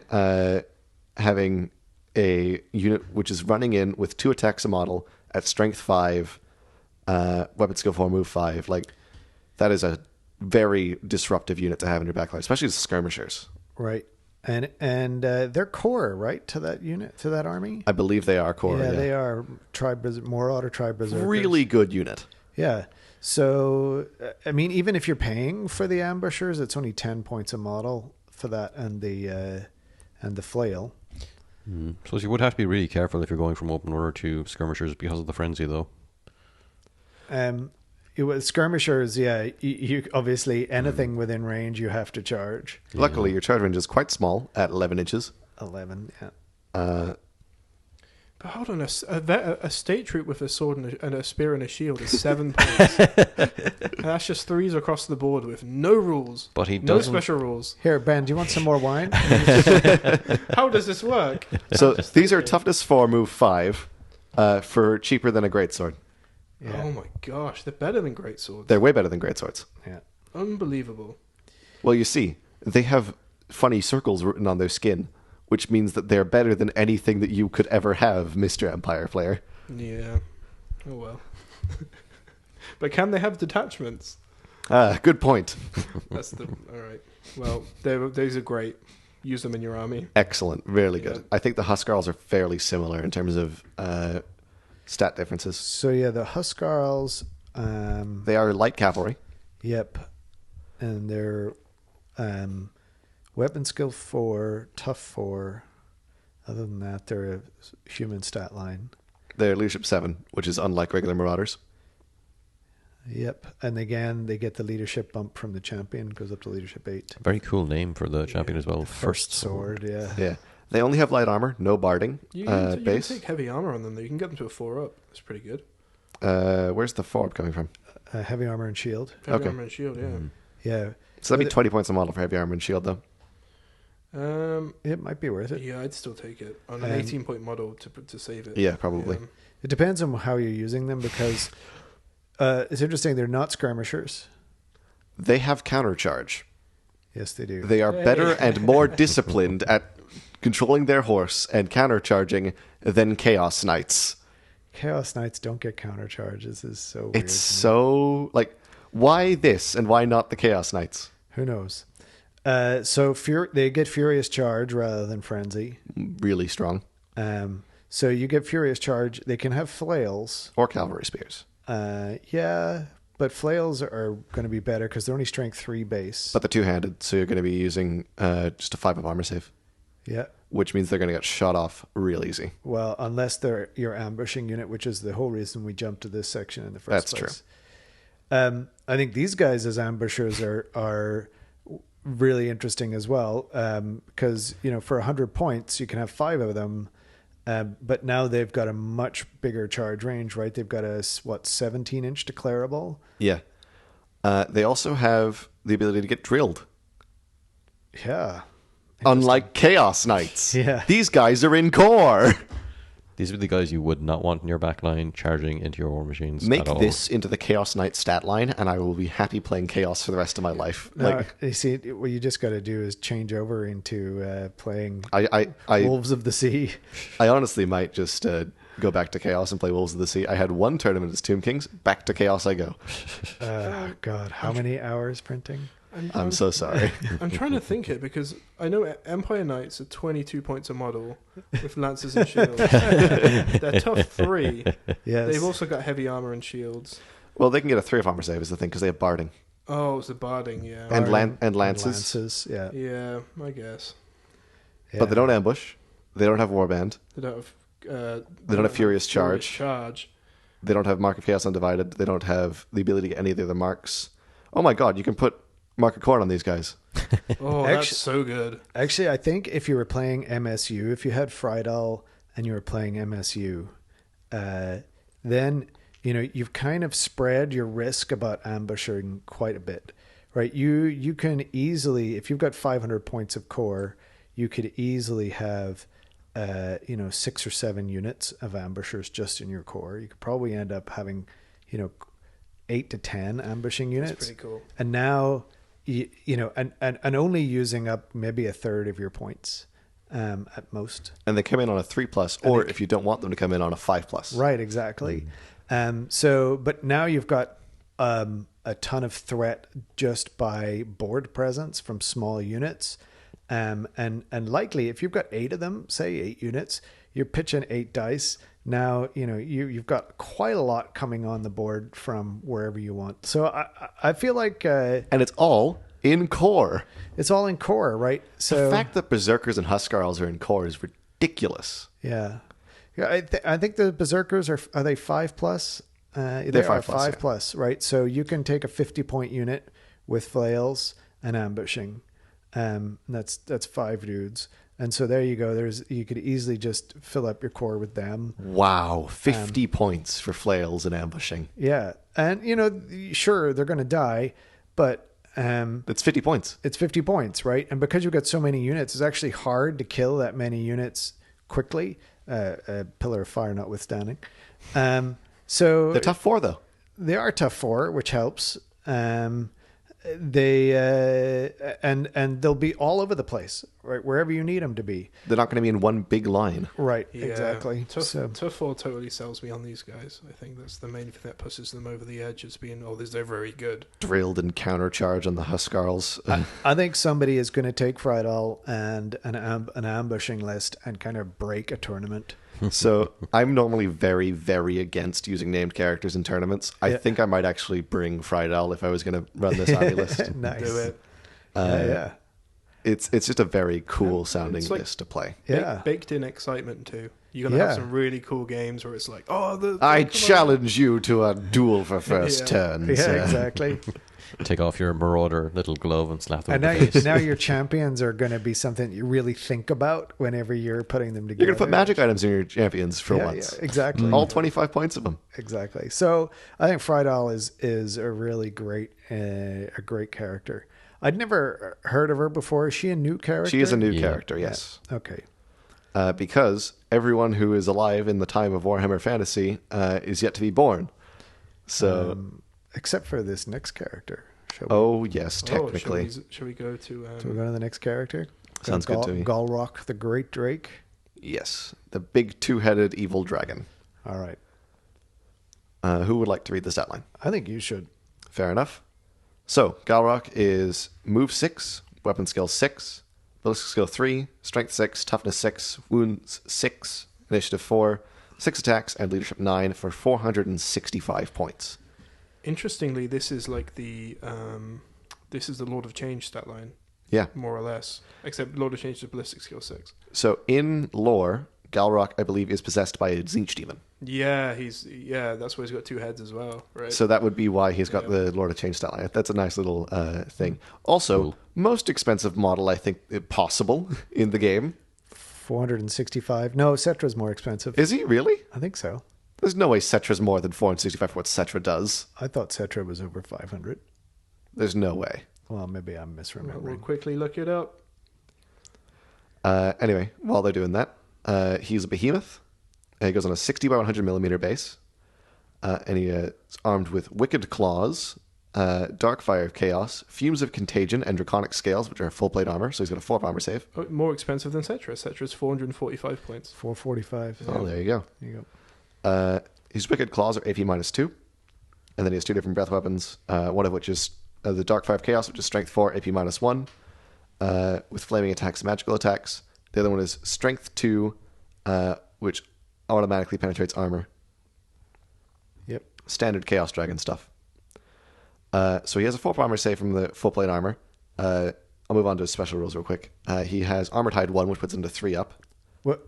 Yes, I will mention that. Okay. He has the Breath of Change special rule. His Close Order, Fly 10, Large Target, Mark of Tzeentch, Regeneration 5+, Spirit of Galrock, Stomp Attacks D6, Swift Stride, Terror, and he's a 2-headed dragon. And he is also a level 4 wizard who knows spells from the lore of dark magic. With the Mark of Tzeentch. So basically a level 5, right? No, he needs to be unit strength 10 or more. Really? Yep. Oh, he's only unit strength 6 because of his wounds then. So that is actually just worse than the Mark of Chaos Undivided for him. It gives him flaming and magical attacks. Oh, okay. And magic resistance 1. Of course. I'm thinking of the Demons one that gives it +1 to cast. Yeah. So, dark magic, ouch. Not an excellent lore to have. I don't know. I'm still pretty high on Dark Magic. Well, considering it's chaos, he could have had demonology. Yeah, yeah. But I mean, he can teleport himself with Dark Magic.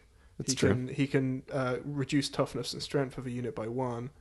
And he can do what's the other good one in Dark Magic? the Bloodlust. frenzy and hatred. Extra attack. Yeah, those are like the 3 good ones. Frenzy hatred. I kind of like them. So he's magic resistance 1 from the From the Mark of Tzeentch, Tzeentch as yep. well. Yeah. Said that. Okay. So, his unique special rules. Breath of Change. Galrock opens his maws and unleashes a wave of chaotic energy so potent that it warps and twists even the most resolute warriors into otherworldly abominations. Once per game, instead of using the Dark Fire of Chaos or Fumes of Contagion, Galrock may instead use the Breath of Change. Place a flame template with its broad end over the intended target and its narrow end touching Galrock's base edge anywhere along its front arc. Template must lie entirely within Galrock's vision arc. Any model whose base lies underneath the template risks being hit. Any model hit must immediately make a toughness test. If it's failed, They are removed from play immediately as a casualty as the chaotic energies warp them. And if it's passed, then it does nothing. This is a very interesting special rule. So it's got 3 breath weapons. Okay. Toughness test or die. This is a 1 in 6 shot of killing a dragon. It's true. Once per game, though. Once per If it was game. once per turn, I'd be like, yeah. Yeah. But I don't know how I feel about this once per game. You're probably better off using it on something else than. I mean, it's amazing against elves, right? Yeah. Yeah. Or goblins. I think anything where it's hard to. Doesn't dark magic also have a -1 toughness. Yeah. toughness debuff? Yeah. Toughness and strength, I think. Yeah. So That's use that where on the the unit pain- first. You know what's funny? Tomb Kings, I believe, have that spell, the best spell from dark magic, as a signature. That sounds just about right. That's like, of course they do.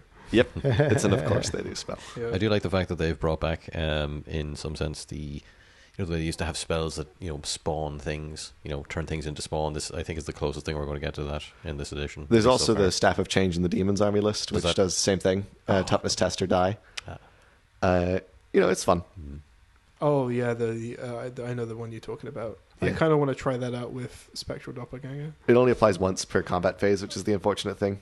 Oh, does it? It's not for every wound. No, it's if you take one Oh, hit, yeah, then you take the test. The base weapon's so much better then because it's strength 8. So And then also is the Spirit of Galrock.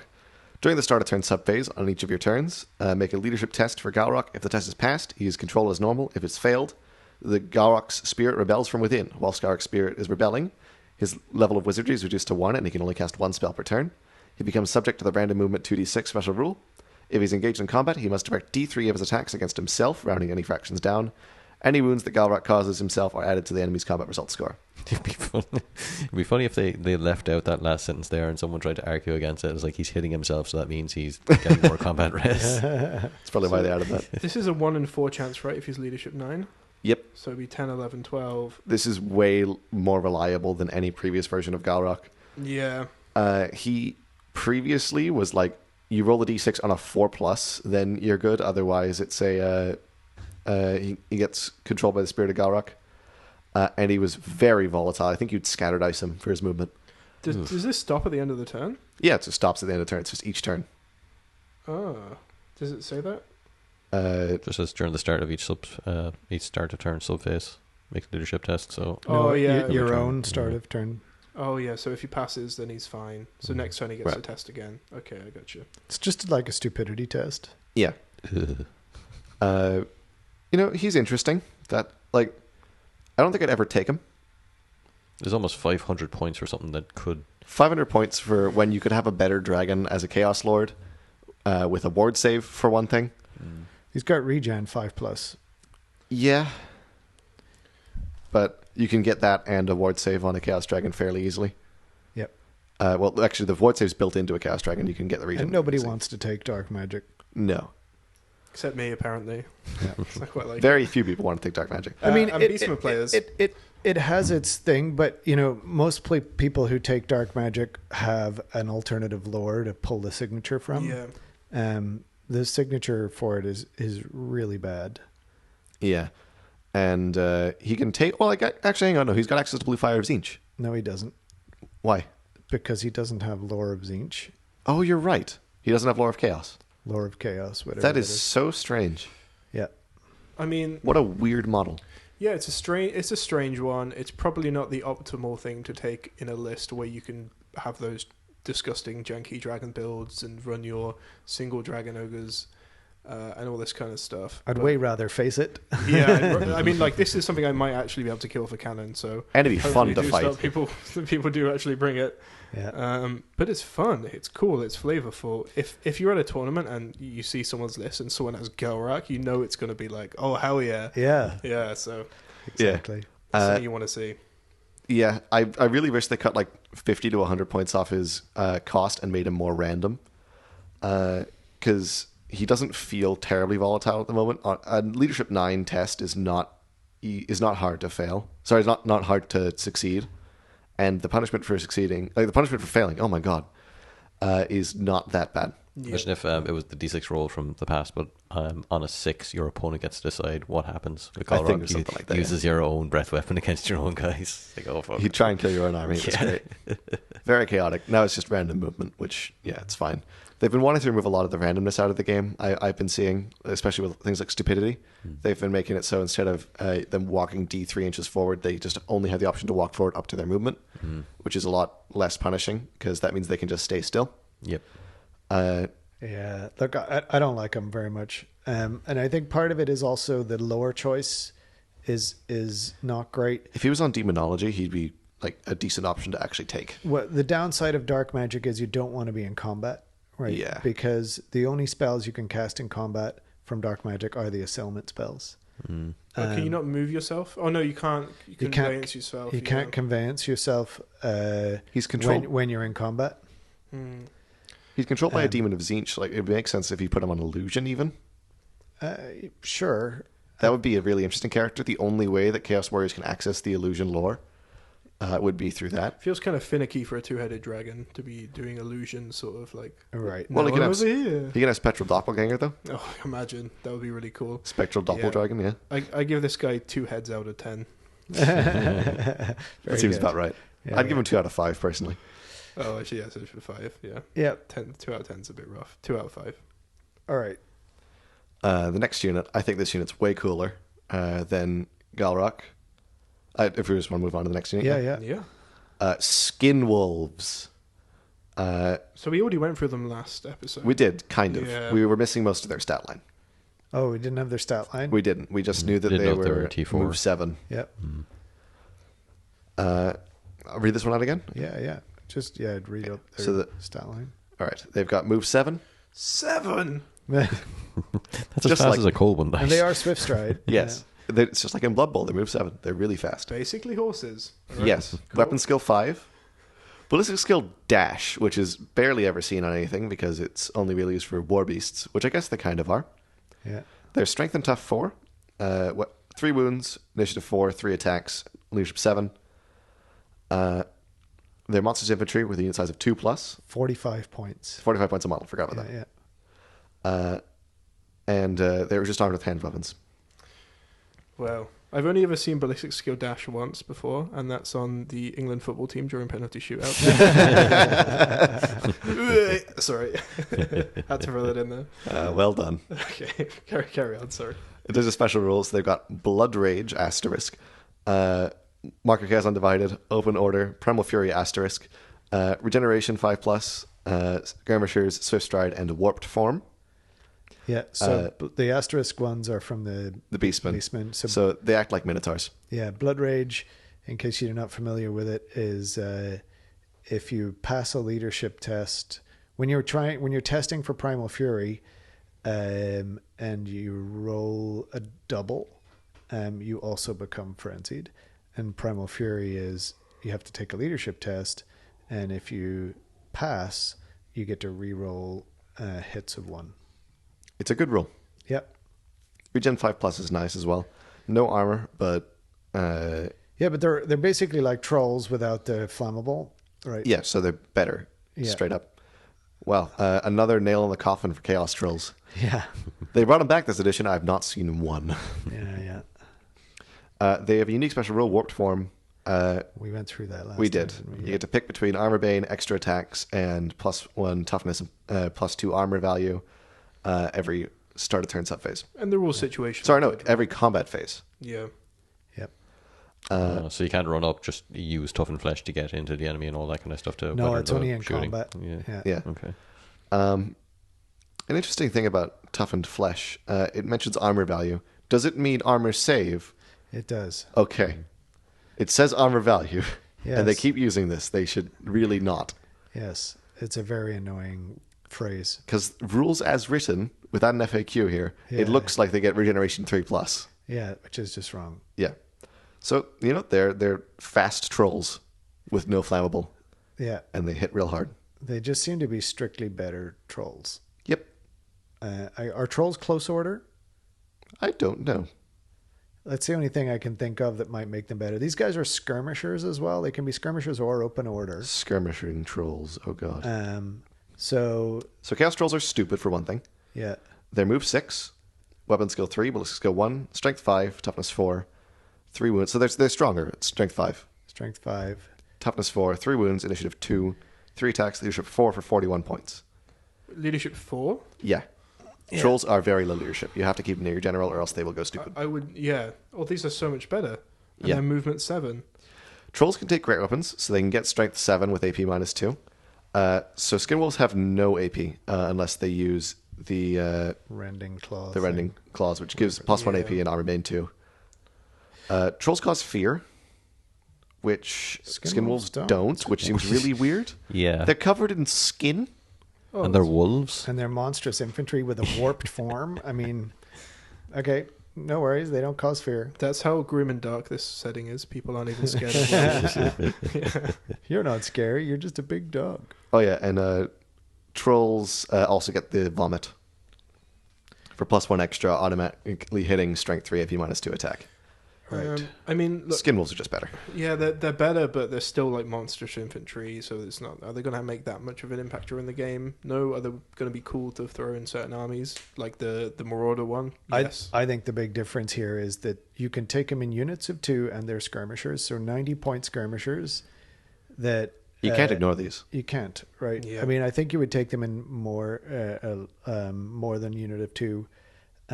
They have the potential. Let's see, if they are re-rolling ones to hit with weapon skill 5, and they might be frenzied, so that you're from that unit of 2, assuming you maybe you take one as a champion, you get 9 attacks out, and you're gonna Oh, it'd be a unit of 3 to get.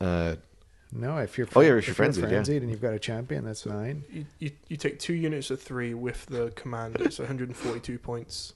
I've just Either. realized. Okay, That's pretty good, yeah. and a lot of attacks. And if you kill a standard bearer, you get a roll on the gaze of the gods. Which might give him +1 strength, Yeah, Pretty cool. which Trolls can't do. right. I've like- also just realized that the Skinwolf Jarl can also challenge people.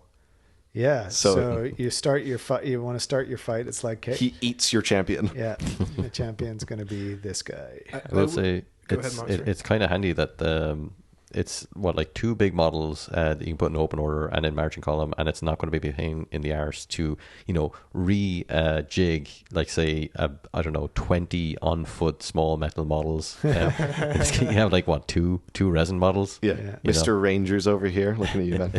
I don't play dwarfs that much anymore. Oh, yeah. I think. Empire doesn't even have any skirmishers, do they, other than archers? Yeah, they do. Outriders. Oh, yeah. Pistolers. Forgot about that. Although Pistolers might be closer, I'm not sure. Oh, that would make it even worse. So I would really like to see this in a Wood Elf army. And I know that it's not something you can do, but like having this in a Wood Elf army would fit so well, because werewolves and werecats, if anyone plays Warhammer Fantasy RPG, there's a whole story about it, are a thing. So you could have some werewolves and werecats in your Wood Elf army, so they're coming out of the forest, and these would be, they'd be so cool. Please tell me that the werewolves chase the werecats. No, there was a whole quest that I had prepared for you guys that you didn't go on. Small tangent here, where there's a lady who's a werecat, and she has cats following her all around the place, and you never found it. That's a unfortunately. shame. Well, I've ruined it now. Now we'll never get to experience it. Yeah, I think this is a really fun unit.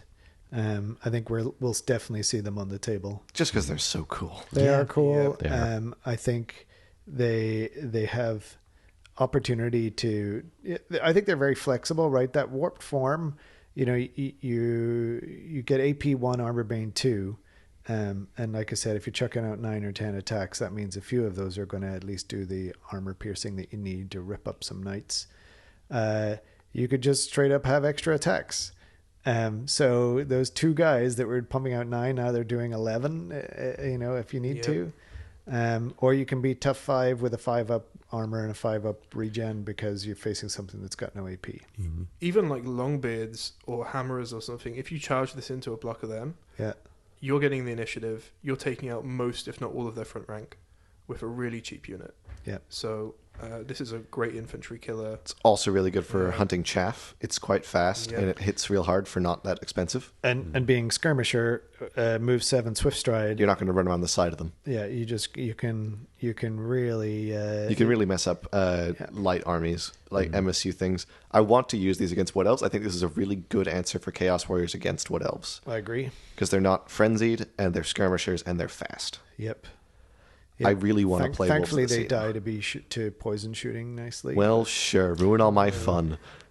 But even then, like regen 5 up, and it's that's going to save them, and they've got 3 wounds apiece. So And it's like 90 points. It's Both not armies a big deal to have cheap screening from the Warhounds, don't they? So like you can just park them in front of the skin wolves. yeah, Yeah, you got the skin wolves and the skinless wolves. Yeah, exactly. Nice. Maybe they get the skin from the other wolves when they die. Yeah, they borrow it. Yeah, they're not using it anymore. They're dead. Shall we move to the Chosen Chaos Chariots? yeah, sounds good.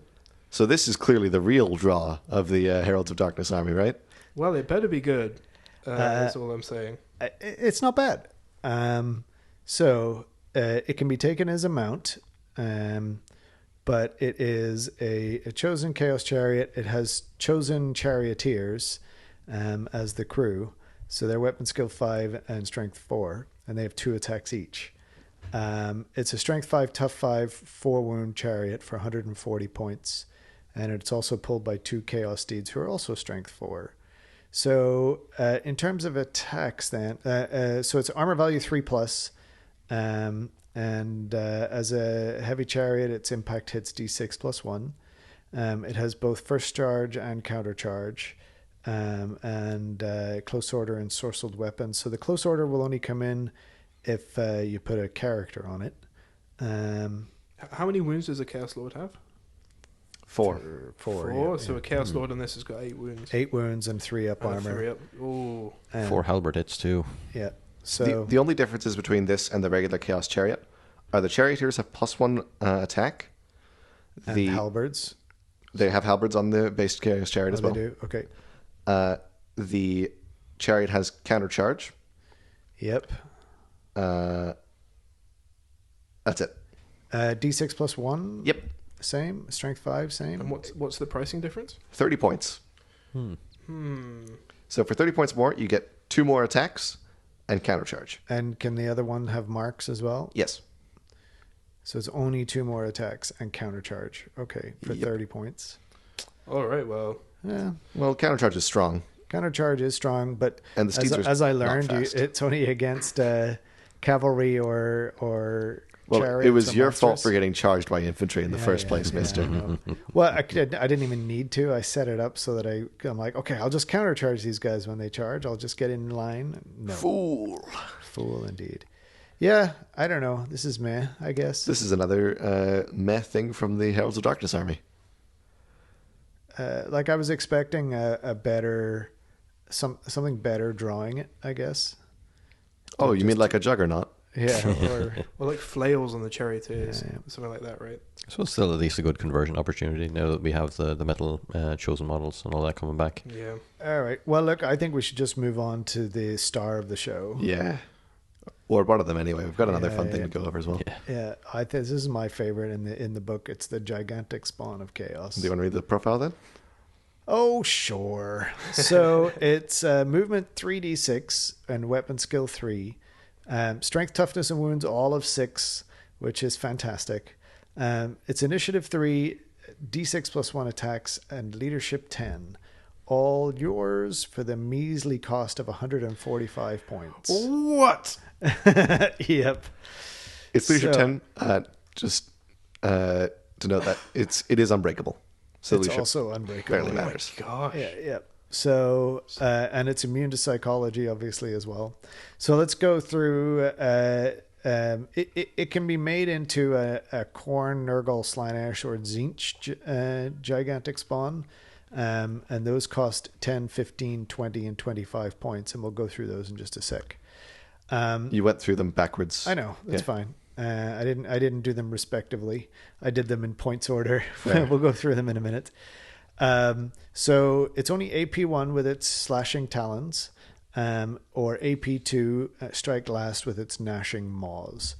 It can only make one of its attacks with the Gnashing Maws. I don't know why it has 2 Gnashing Maws or multiple Gnashing Maws. We can only make 1 attack, but there you go. Well, it's It can only make 1 attack with its Gnashing Maws. yeah, fair. If it eats someone with its maw, it gets a wound back, which is very cool. Okay, so special rules: Armor Bane 2, Close Order, which makes a difference because it's got 6 wounds. First charge, immune to psych, large target, random attacks, d6+1, random movement, 3d6, d6 stomp attacks, terror, timber, and unbreakable. Timber's fun on this. Timber is very fun. So let's go through the different potential curses of the god, cursed by the gods. So which god turned you into a spawn? If you are a spawn of corn, which costs you 20 points, you get D3 impact hits and killing blow. Wow, that would hurt a lot to get hit by. D6+1 killing blow attacks and D3 impact hits too. Well, and also And D6 stomps. That's like pretty much dragon levels of attacks do there. your stomps also get killing blow? I don't know that stomps are ever affected by killing blow, but I will double check while you're continuing to read. Yeah, okay. Killing blow, very neat. Ignores armor, right? When you roll a 6 on the Armor wound. and regen. And regen, yep. Okay, so if you would prefer instead a gigantic spawn of Nurgle at 25 points, the most expensive option, you get poison attacks and a 5-up regen. So You've made this toughness 6 thing even harder to kill. Yeah. I didn't mention earlier it comes with scaly skin, which is heavy armor. So it's got a 5-up armor save, and now it would be a 5-up regen as well. If you want to make it a spawn of Slaanesh for 15 points, you'll give it countercharge and strikes first. So now your Gnashing Maws just strike at initiative, and your Slashing Talons are going at initiative 10. Or for 10 points, you can make it a gigantic spawn of Tzeentch. It'll have flaming attacks, magical attacks, and magic resistance too. It does not say that stomp attacks do not get killing blow. Right. So They do. I would assume they do. Yeah. Unless there's an FAQ on it, which I didn't read. There might be. I don't think so, though. Anyway, as you were saying. These are all incredibly points efficient. Like this whole model, everything about it is so points efficient for toughness 6. Yep. 6 wounds, toughness 6, 5-up armor save. Like, that is a giant's entire defensive profile with the upgrade for like 50 points off a giant. I know. I think Potentially a faster giant too. 3d6. Much faster giant. So these are available to warriors or beastmen. And both the armies of infamy for warriors. Any composition lists. Beastman Brayhard's Grand Army composition only, but any warriors. 0 to 1 per 1,000 points is a rare choice. Yeah, I honestly I would field 2 because I love monsters, and I would do 1 corn and 1 Nurgle. It's like, yeah, give me the tough one to take all the hits first, and then let the other one swing in and actually do the punch. But if you don't have the points for that, you can always take like Tzeentch or Slaanesh, right? And it's cheap. Or just keep it naked as well. Like, it's really flexible that way, which I like. You about cannot it a lot. keep it. Oh, yeah, you can keep it naked. Wow. Maybe, Oh my god, you can keep it naked. I didn't realize. A naked giant. You don't have to choose a cursed by the gods. It says maybe one of the following. Yeah, that's nuts. I think in the Discord server we were comparing this stat line and power wise to the lizardmen dinosaurs. Oh yeah. Like twice the cost. Yeah, which are like twice the cost, and it's like less. This is more tough. It's got more wounds, and all that the lizardman thing has is like 4 skinks on it throwing javelins. Well, hey, those are javelins. They could do maybe 1 wound in the course of the game. Random movement is also surprisingly strong. That's an average of move 10, Yeah, which is a little slower than a giant, sure. but it's better on the charge most of the time. Yeah, and more than that, it can really catch people by surprise. Especially if there's no because you don't get charge reactions. Right, you don't get charge reactions, which really helps. And then I think, if I remember it rightly, they just kind of pivot and then move. So let me just have a quick look at the random movement rule to double check, because I could be remembering from 8th edition. They can wheel, Um, but they cannot perform any other maneuvers. Whenever a model with this rule moves, they cannot march or declare a charge. They can wheel to change direction. So, if you are, let's say you're beside a unit and you're both facing the same direction, you can wheel with this guy and then charge into their flank with a random movement. So, And that's putting, it's putting D6 plus 1 attacks plus D6 stomps in the flank for 145 points. Unbelievable at strength 6. This is, we're going to see so many of these. Mm. And I bet they're going to charge a ridiculous amount for them. That's where you convert them. Oh, You buy the I think bases. they're like $60. Yeah, €60. Or Yeah, something. so fun tip for quick hobby horse section. Chaos Spawn can be whatever you like. You could take a blob of clay and put it on a base just as a big lump, draw a circle of chaos on it, and now you have a perfectly serviceable gigantic spawn of chaos. Just carve like an angry face for corn. Yeah. A sick face. Put big for- eyebrows on it for corn. Yeah. Have it winking at you if it's a Slaanesh one. Oh, yeah. Just one stray nipple. You got an extra lump off the side. You should just have like some like little beady googly eyes on it, and then just various paper things that you slap on, like big eyebrows or a winky face or extra tongues or whatever for Zeech. Magnetized eyebrows. Yeah. This gets a 10 out of 10 for me. Yep. I don't see any drawbacks to this at this price point. Yeah. Because the risk you're taking by taking it isn't that So high. it is rare Yeah. 33% in the Wolves list, though. So, yeah, for some reason. Yeah. but Chaos doesn't have that much in rare. No, Yeah, the rare's like the weakest. rare is Shaggoths. It's Hell Cannons. It's the Gorby's Chariot, I think, and it's the Giant. Well, rare is now this. Yeah, Yep. the Giant's pointless. The Shaggoth is worse than this as well. No one ever takes a Hell Cannon anyway, and the Shaggoth, I think, has a function if you've got a lot of Dragon Ogres. that's true. But why yeah. would you take Dragon Ogres when you can take these? Yeah. Well, I mean, They do have a purpose. They have a different role. I think in the Warriors, the Wolves of the Sea list, Dragon Ogres are in rare as well. So, Yeah, but in the regular thing, these are going to be a mainstay in every Chaos list from now on. I think so. 2 of these are going to be shown on every table at 2,000 points. I don't know if 2 in on every table, but Every I certainly think you should take 2. I think they're just amazing. And once you get the hang of how to use them, I think they're going to be fantastic supplementary units for any of the army compositions. Chaos aligned armies. Yeah. Yeah, and you can take them Beastman too, which is nice. Yeah, I'd argue probably slightly undercosted. Yeah. Slightly, Yeah. slightly. Just from like a game balance perspective. Because I don't know. I know like the meta's not fully formed yet and all this type of stuff, but Chaos are like consistently a top 3 faction in the data that we do have. Yeah. With like one of the strongest dragons and now they've got this as well, so it's kind of like, ooh.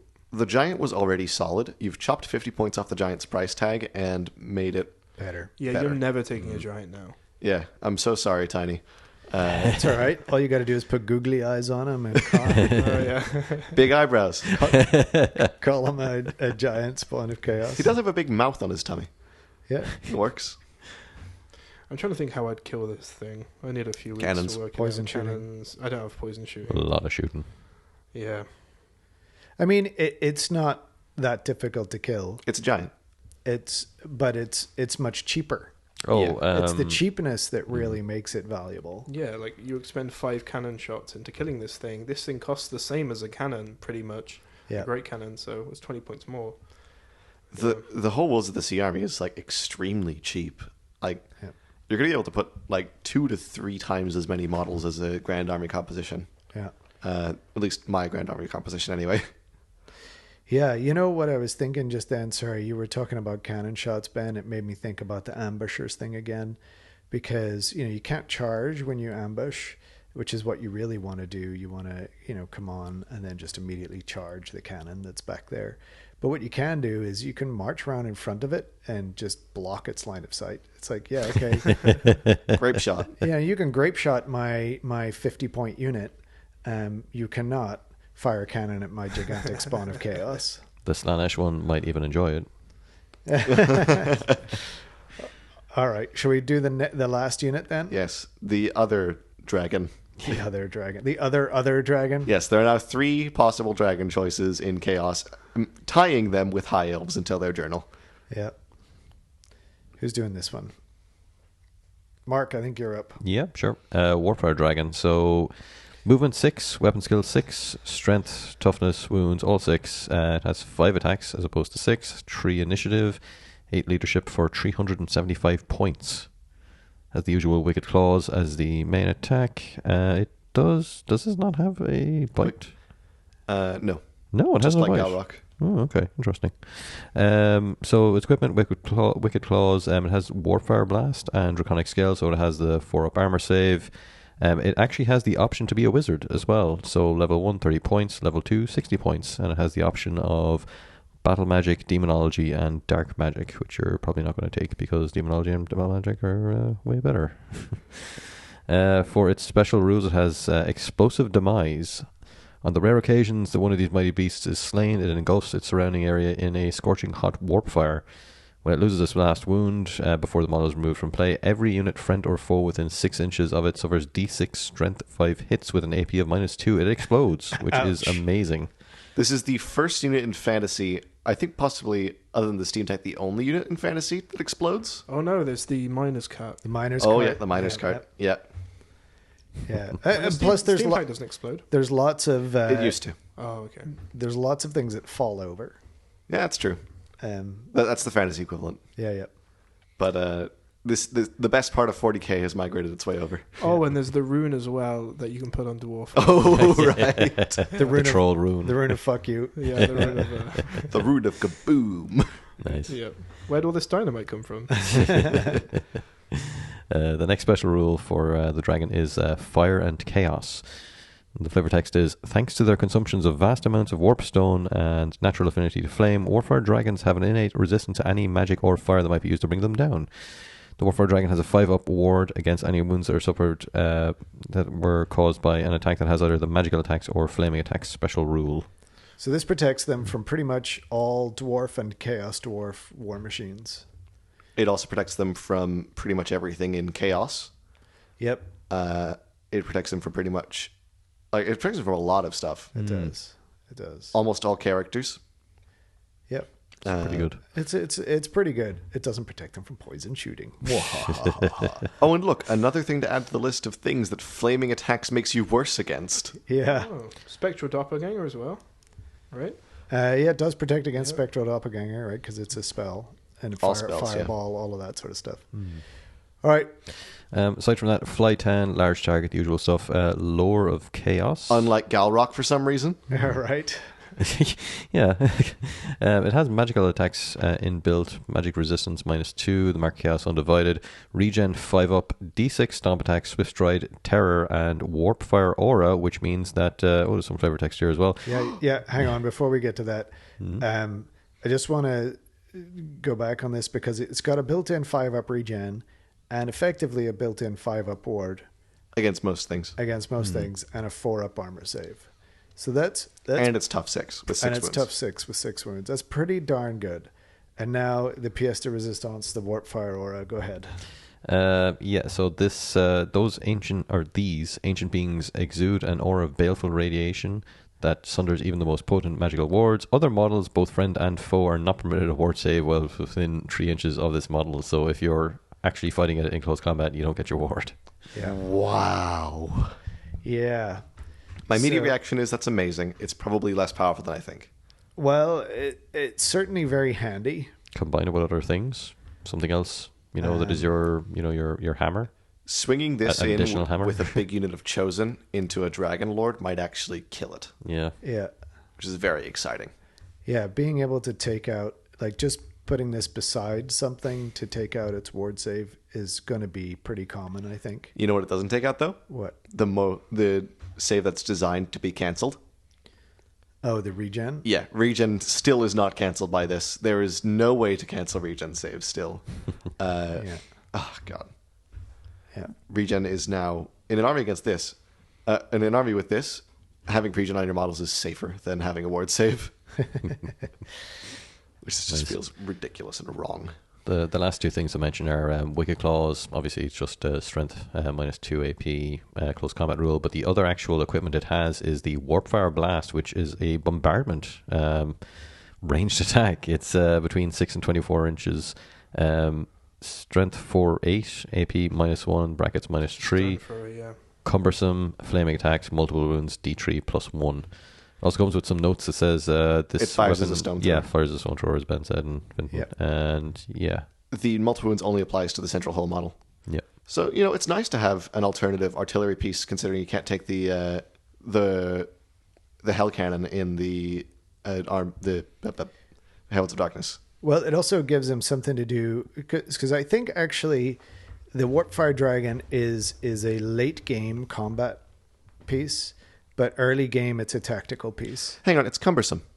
That means that it cannot stand and shoot, is that right? Cannot- No. Cannot move and shoot, I think, is cumbersome. Oh, God. Ponderous is the penalty to stand and...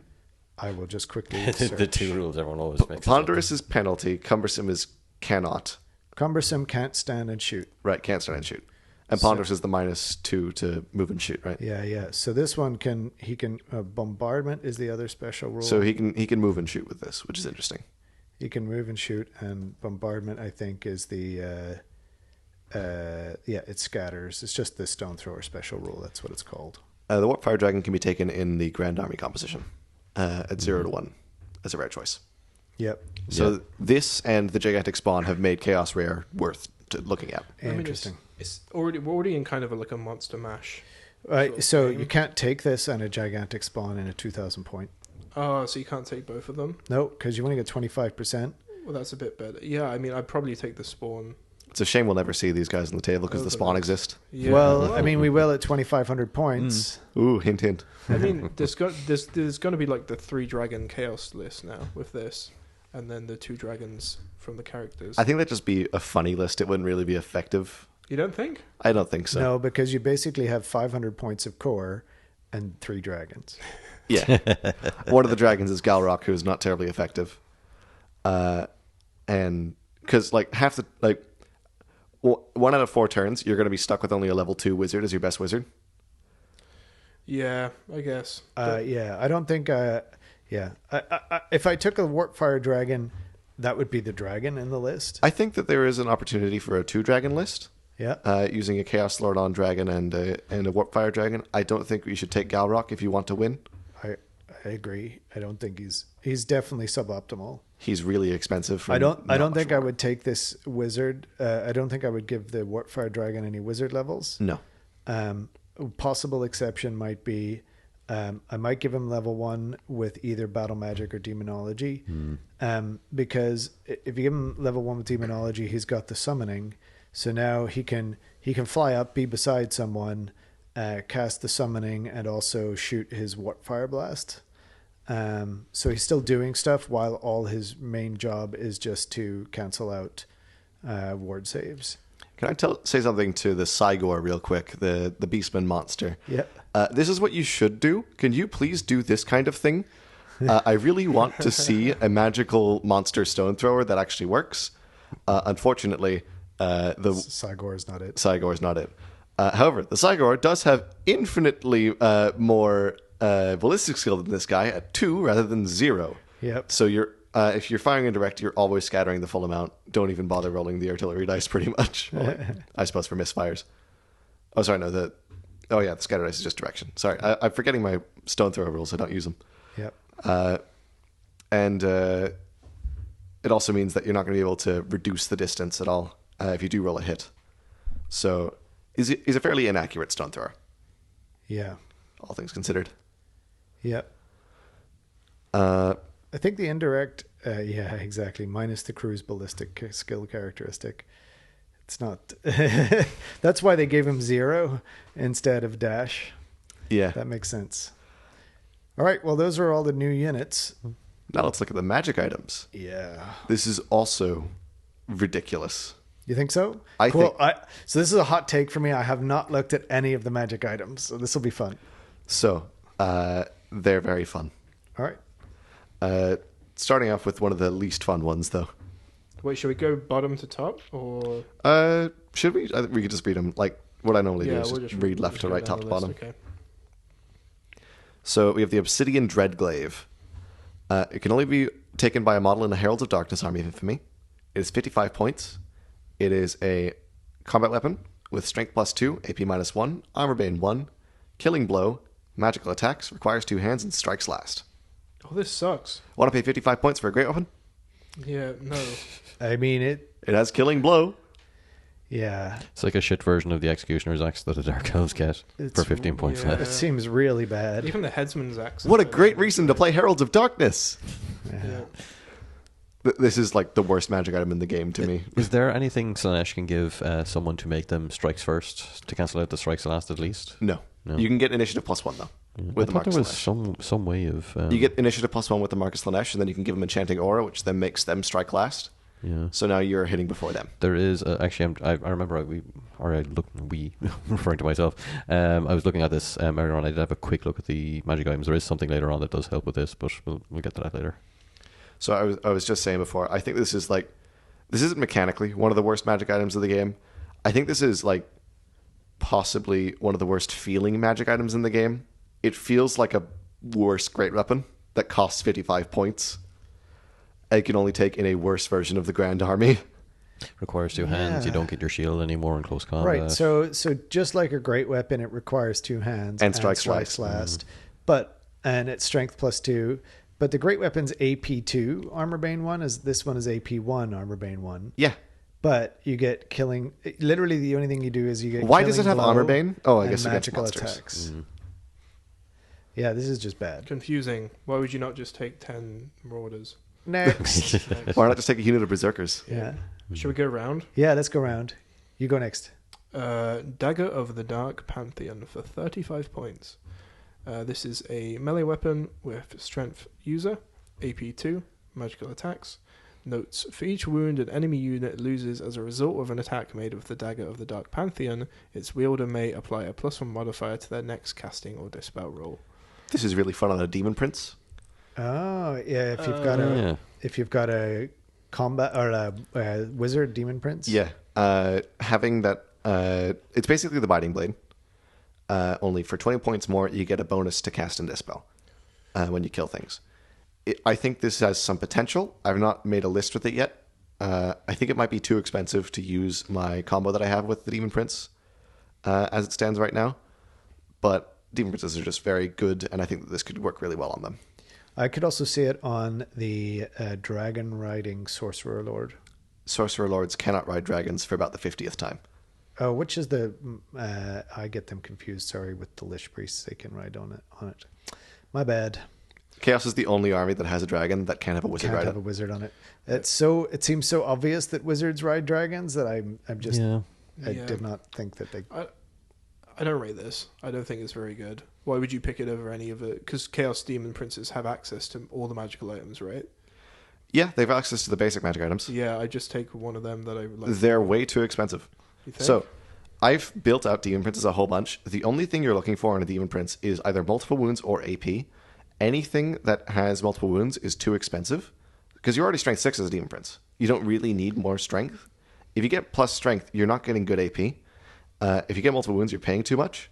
And if you get AP, then you're getting the Biting Blade, which is 15 points. I mean, multiple wounds 2 is the Giant Blade, which is like 50. 30 points. Yeah, 30 points. But it also has bad AP. Oh, it doesn't have any AP. Yeah, it's only armor bane. Ah, that's a good point. It is also kind of funny if someone was to model a Demon Prince with, like, holding a tiny pen because it's a dagger. Hold still while I write some spells into your face. Yeah. All right. So Demon Princes cannot normally take great weapons. That might be a reason to take the Obsidian Dreadglaive. Yeah, but you don't need to be strength 8. No. No, And you're worse AP. yeah. But you get killing blow. Oh, if you want to kill dragons, maybe. If you want to wound dragons on 2s. That's true. Yeah. Or steam tanks on 3s. AJ, you're up next with the Chieftain's Blade. Yeah, it's another combat weapon at strength +1, AP 1, armor bane 1, magical attacks. It can only be used in the Wolves of the Sea. But whilst engaged in a challenge, the wielder has a +1 modifier to their rolls to hit. So fun. Now, notably, this is 30 points. So most champions won't be able to afford it. Boo. Can any one wound champion take more than 25 points? Like I've never seen them be able to take more than 25 I think the points. chosen champions can. It's called the Chieftain's Blade, so maybe, I don't know. Lower Nope, ways. never mind. I was wrong. So yeah, I've never seen it. I think there are like some that can take 50 points, but nothing in chaos. There are some. I don't know about chaos. Oh, probably dwarves with the force that lets everyone take extra points, extra adds to the points limit of their magic items. I think. Or like a dragon prince champion can take a 50-point magic Oh, item. For yeah. example. I imagine blood knights and things like that are also up Yeah. there, but not chaos knights because they hate chaos knights for some reason. Very cool. Not great, I don't think. No, I mean it's fun. It'd be really fun to put on like an aspiring champion BSB, just as like here's a fun thing. I'm going to challenge you and have a go at you. Yeah. I think if it was 25 points, it would be amazeballs. That would be Yeah. so much Yeah. fun too, because you put that on your guy who you're going to challenge the enemy with. Exactly. Yeah. Exactly. And a sword of might is And basically they just non-boat it. yeah. I think a sword of might is basically this minus armor bane and the extra, notes there for 10 points less, and that's common. So The +1 to hit is big though. Anyway, the Taskmaster's Scourge for 25 points. So- Sorry, go ahead. But yeah, so it's a combat weapon. Strength is strength. AP -1. It's extra attacks 1 with magical attacks. But the big thing is the extra weird stuff that it does in the notes. Models troop is infantry only. During the command subphase of their turn, the wielder of the Taskmaster Scourge may attempt to urge those around him into battle with a lash of their whip by making a leadership test using their own leadership. And if the test is passed until the start of your next turn subphase, this character or any unit they have joined gains plus D3 modifier to their movement characteristic to a maximum of 10 for 25 points. so compared to a regular hand weapon for chaos, this gives you extra attacks +1 and that ability. The AP -1 and magical attacks are built into hand weapons for chaos, unless you're a marauder. If you combine this with Fridal and put her into a big block of stuff, maybe the extra D3 modifier to their movement might help. She can't take this Yeah, directly though, so main you'd need characters another can't. character. Oh, that's what I mean. Like you put this on like your champion or something like that because it's only 25 points. Yeah, I mean, I guess it'd be fine. I think there's better options for 25 points. It's the only real use I can think of for it, to be honest. Honestly, all of these magic items seem flavorful and interesting from a story standpoint, and not amazing in All the magic actual weapons. games. All the magic weapons, that we've Yeah, gone so through. the magic weapons are the most disappointing part of the magic items. The rest of them, let's just get right in, shall we? All right, Yeah. let's. So, demonic plate mail, the first magic armor. Only infantry or cavalry are allowed to take it. 50 points. It's 50 points. Yeah. It's a suit of full plate armor, and it improves your toughness and initiative by 1. Oh, that's so good. Toughness 6 demon prince. 4 up That is armor good. save. Oh, you can take on a demon prince? Yep. The fact that it's full plate is really good, and not one of those ones where it's like a trade-off. Oh, you could normally take full plate on this dragon or whatever, but now it has to be heavy Well, armor. so it's full plate, Yeah. and you can give him a shield and the biting blade. You can't give him Yeah. a shield. You can't give him a shield. That's right. I forgot. Of course Do you it's know defense. anything about my army? No. All I do is stand back and shoot it. I never get to tell whether it's got a shield or not. Yeah. It does just die. So the trade-off of this is that you're not getting the -1 to hit from the bedazzling helm or anything like that. But you can combine it with the Mark of Nurgle still, so you get +1 toughness and rerolling 6s to hit. It's quite strong. I mean, it's not. I mean, it's pretty expensive, so it's not bonkers. It's expensive, but you're getting full plate, which is really nice. Yeah, that's nice. I think the only place you'd ever take this would be on a Demon Prince. I don't think you'd ever... I mean, maybe in a Heralds of Darkness army, the best army ever. You can put it on a guy on a horse or demonic mount. Give him... I mean, that's the thing, isn't it? Kitting out cavalry or infantry units just isn't worth it compared to putting it on your monster raiding lord, because the returns are less. Yeah, but if you're taking an army that doesn't have a monster, because... Oh yeah, Demon Princes being the exception, because they're basically... They're not monsters. Yeah, I mean, they're infantry. They're the place where you do actually get returns on putting something on an infantry. Yeah, absolutely. Because they're so good. Yeah, that's pretty strong. Next up, we have the... Well, so your Chaos Lord, by the way, is tough 5 base as well. Yeah, so you can get a tough 6 guy riding a horse. Right, if you put him on a horse. And then he challenges everyone. But are you going to put your 50 points there? Rather than... Well, you can't take a dragon if you have a Chaos Lord on a horse. Yeah. Yeah. And it gives interesting different builds. I think you're right. I think this is most likely going to go on Demon Princes. Yeah. Nice to see there's more incentive to take Demon Princes, because they're quite cool. Yeah. The Mighty Serpent Scale Mail is 40 points. It may only be taken by models in the Wolves of the Sea army of Infamy, and it's a suit of heavy armor. In addition, its wearer gains the Strike First special rule. This is not great. Yeah, for 40 points. For 40 points for a heavy armor. Yeah, I just noticed this was a thing I mentioned earlier on that would cancel out the Strikes Last rule, and it's actually meant to be taken in the other army Infamy, so yeah, that's not going to work. Yeah, it's quite funny, huh? So there's a 40-point magic armor that's also heavy armor in the base Chaos book. It gives you immunity to multiple wounds on infantry and cavalry only, which is... Better. It's better. Like, Strike First is not that big a deal, and the only time that I'd ever put this armor on anything, I think... I can't even... Like, is if they had a great weapon, and I would never really be taking a great weapon. Well, now you can take your Obsidian Dreadglaive and then you've spent 95 points Well, on a great weapon and heavy armor. You can't because they can only be taken by one. Oh yeah, they can't both be army taken in the same army. Yeah, the so opposite army. yeah, like I thought the exact same thing as yourself, AJ, and literally just as Fintan was you're saying. you're gonna ally in. Anyway, No, you can't. I know. All right, so I'll go on to talismans then. For 45 points, you could have your very own Talisman of the Carrion Crow. The bearer of the Talisman of the Carrion Crow has regen 5+ and poisoned attack special rules.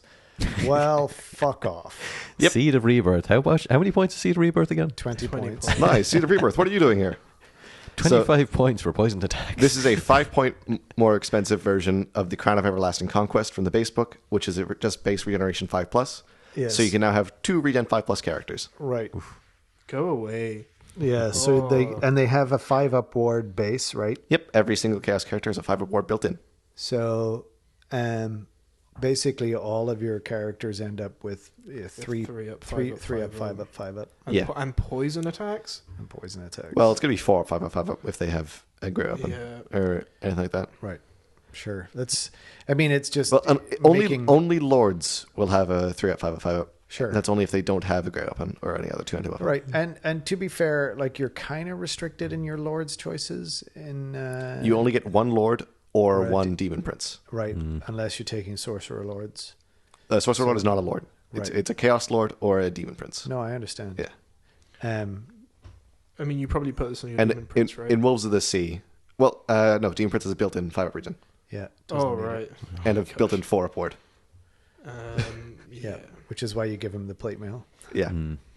Nice. The Talisman of the Soaring Eagle is the next one for 35 points. The bearer of the Talisman of the Soaring Eagle has the Magic Resistance -2 special rule. In addition, the bearer has a 5 up ward against any wounds suffered that were caused by an attack that has the Magical Attack special rule. It feels like one of those finicky kind of very situational magic items that you probably wouldn't really ever take. So magical attacks are quite common, especially on dwarven war machines. So if you're facing dwarves rather regularly, for example, and you have a dragon in your list, you can put this on there, and now he's got a 5 up ward against all that. It's 5 up ward against all spells. 5 up ward against all spells. And it's for the entire unit, right? Magic resist transfers Yes. the entire unit. The ward so doesn't though. The ward The doesn't. ward won't, but people are already taking the Spell Eater Axe to... There is a 20-point magic item, which is extremely common in the base chaos rulebook, which gives magic resistance -2. Oh, that's in Chaos. Okay, I'm thinking about Empire, where I Yeah. sometimes. So will the take, talismans are more expensive and more abilities versions of the ones that already exist. Right. Okay, it seems alright. Seems all right. Yeah, I mean, if you want to spread some magic resist around your army, You can take both yep. I should on the probably- same character. I should probably experiment They more don't with magic. stack, though. Magic Do they resistance. not? Does magic No. resistance not stack? It I doesn't thought- stack. no? Was it FAQ'd? You choose the best one. It says Yeah. right in it, Oh, damn. Why is it written that way? so that you can't just be like. No, "Here, I know, got but, like- magic res 16. Why is Armor Bane written in such a way that it's the example of things that stack and then nothing else stacks like that? There are an awful lot of inconsistencies. They They should re- have just said armor bane stacks. Really, they should have just said Armor Bane stacks. There's no other rule that stacks, and it's just caused confusion. It's so silly. Yeah. Anyway, on to standards. Yeah. My turn now? Yeah. Speaking of magic resistance, the Banner of the Dark Powers. Unit carrying the Banner of the Dark Powers gains the magic resistance -3 special roll. It's 50 points. So, yeah, more magic resistance. I like it. It's expensive, but magic resist 3 is massive. That turns Yeah. a level 4 to a level 1. Yeah. Well, it makes them +3 cast number. It doesn't make it easier to dispel. No, it makes it harder for them to cast it. Yeah, yeah. So if you're trying to Miasmic Mirage a big unit of Chosen, for example, and I have to roll a 14, Yeah. so a 10 on the dice. Yep. Yeah. Which is a lot harder. Way harder than a 7. Yeah. Pretty good. Banner of the Baying Hound for 25 points. It can only be taken in Heralds of Darkness, Oh boy, another reason to take them. Let's see what it Yep. does. and you get Vanguard. Wow! Gosh. Sorry. All right. AJ? I mean, I think Vanguard is pretty useful. On one unit for 25 points as their magic standard. I mean, it's a 25-point item. Like, As the no, only... I'm not saying that the army is good. Yeah. I'm saying that this item is pretty good. If And this was you're- in Grand Army, this would be great. and if you're taking a Heralds of Darkness army because you really like it, then this is good to include. It's the exact same price as the Stroller's Rune in the Dwarf Army, Yeah, which does yeah. the same thing. Yeah. But obviously you're getting more out of this because you've got more movement. Yep. Sea Raiders Crest, not the Quest. The Sea Raiders Crest for 25 points. Obviously, from the name, it's Wolves of the Sea only. You gain fear, and if you've got fear, you gain terror. This is really good. Flavorful. Yeah, that's great. What already has fear that can take this? Dragon Ogres. Dragonos to take a banner? I don't know. I think they can. I don't think so. I think Fear is just quite good. There's a lot of leadership debuffing items that exist in Chaos that you can't really make much use out of because you don't have a lot of Fear access. You only have Terror. So what are the rules of terror, right? You have to have more unit strength or something like that. Yeah. So having Fear on a huge unit Yeah. is really strong. No, you can only have a champion. Right. So I think there isn't really anything that has Fear that doesn't have Terror. You can't take Chosen. Well, you can take Chosen, but Chosen don't have They Fear. don't have fear. Nope. Yeah. They're I just don't see- guys. None of the new regular stuff seems to have fear. Does Fredal give anyone fear? I think it's just a thing to make sure that everyone knows what they are getting, you know? Oh, no, Forsaken can't take a banner. I suppose there's some spells that give. I'm pretty sure there's at least one spell that gives unit fear. Necromancy. Ah, Chaos Ogres. There you go. You found the use. I mean, hey, a big block of Chaos Ogres with terror. Terrifying Chaos It Ogres. can't have a magic banner. Are you kidding me? God damn it. It can have a standard bearer, but they can't take a magic banner. What can you ally in this army again? Well, no matter what you ally in, you can't put this item on him Yeah. can't? because it's No. a Wolves of the Sea magic item. Yep. So What about mercenaries? you can get Gores and Ungores, which neither of which have fear. Yeah, never mind. I don't think there's anything that has fear on it. So yeah, it's a way to get fear on something. Could be good. Are there any spells that make your unit cost fear I think there's a necromancy yeah. spell, right? There's some spells that make your unit cost fear. available to chaos? Yeah. Hang Oh, on. right. There might be a. Yeah, I don't know. I'd have to look into this one more. Let's move on though. We got to get through all these. If you Um, know Yeah, any, tell us in Discord. Yeah. The last magic standard is the Icon of Darkness for 20 points. Any enemy model that targets a unit carrying the Icon of Darkness during the shooting phase suffers an additional -1 to hit modifier. I like that. It's 20 nice. points. Nice to have. Nice and cheap. There's a demon item that does the same thing. I just want to check how much that costs. There's so little that you can take that actually you can have a magic banner on. Yeah, it's basically just the Chaos Warriors and the Marauders, right? Yeah. So Yeah, there's a Gift of Tzeentch that does the same thing for 30 points, but it can only go on characters. It's not remarkable. It's nice to have. I think this is pretty good value for 20 points. I like that. Sure, but when the main shooting threat you're suffering is magic missiles and cannons, Yeah, no one really... That's a good point, actually. the only other thing is Because- shooting is poison shooting, which hits on 6s and poisons through anyway. So who cares? And then even Tomb Kings, like, they always will hit on the same thing. Yeah, so it doesn't matter. The fucking Ushabti, right? Yep, Yeah. they'll hit on 4s all the time. What other armies do shooting? I guess Dwarfs and Empire, but they're not very good right now. Yeah, Dwarves and Empire aren't very good for that reason. Their shooting is comparatively inconsistent. Yep, well, there we go. So this is why it's only 20 points. All right, well, moving on. We got the Blood Skull Pendant in Enchanted Items. Infantry only. Instead of attacking normally, the bearer of the Blood Skull Pendant may choose to inflict a single Strength 8 hit on every enemy model it is in base contact with, each with an AP of -1. These have Killing Blow. It's 45 points. Imagine if you get flank charged by something that's used drilled, to So- widen their ranks. It's infantry only, and it only affects the one guy. Oh. So it doesn't work with drilled, unfortunately. Oh. However, you can put it on a Demon Prince, who will then be in contact with 5 guys. Yeah. Uh, I don't think this is good. no, it's not good. It's cool, though. It's Still funny. fun. Yeah. And you know what? It wounds dragons on 2s. Oh, yeah, you can be like, flank charge me, I dare you. Go on. You can also use it to zap people in a challenge, which is nice. Like, you can't hit them. You can't hit outside of the challenge in the challenge, and you can't hit into the challenge. But like, it's useful on a wizard in a challenge, as an example. But it's Now, really expensive. It's a strength 8 hit on every enemy model. So does that mean against cavalry you hit both the rider? Oh, yeah, Because they're separate. Alrighty. Rules as FAQ'd, yeah. Not a serious comment. Rod of the Damned for 40 points. The bearer of the Rod of the Damned may This one's cast great. the summoning spell, my favourite, from the Lore of Demonology as a bound spell with a power level of 2. So it's a Ruby Ring of Ruin for the... It's for the Ruby Rod of Ruin. Ruby Rod of Ruin for the summoning, which is basically a fireball with slightly less range and AP 1. And you're casting it at level 2. That's a 9 up to cast, isn't And it? it's 5 more points than the Ruby Ring of Ruin? Yeah, so 9 up. Yeah, so it's another Ruby Ring. So you can have little, more... little harder to get off, a little more expensive. It's another Ruby Ring, so you can have more ranged threat in a Chaos Army, Yep. which is really nice. I like it. It seems perfectly costed, which is great. All right. So, Demon Forged Barding for 35 points.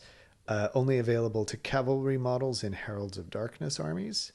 On a turn in which the bearer charged, their mount and all mounts in any unit they have joined have +1 modifier to their attacks characteristics. Pretty good. I like that. It's very cool. Yeah. You can put it on a guy in a demonic mount to give him an extra attack on his demonic mount. Or you put it on a guy who's on a chaos mount and going in your chosen chaos knights, and now all of their mounts have an extra attack. Demonic mount can go in the Chosen Chaos Knights.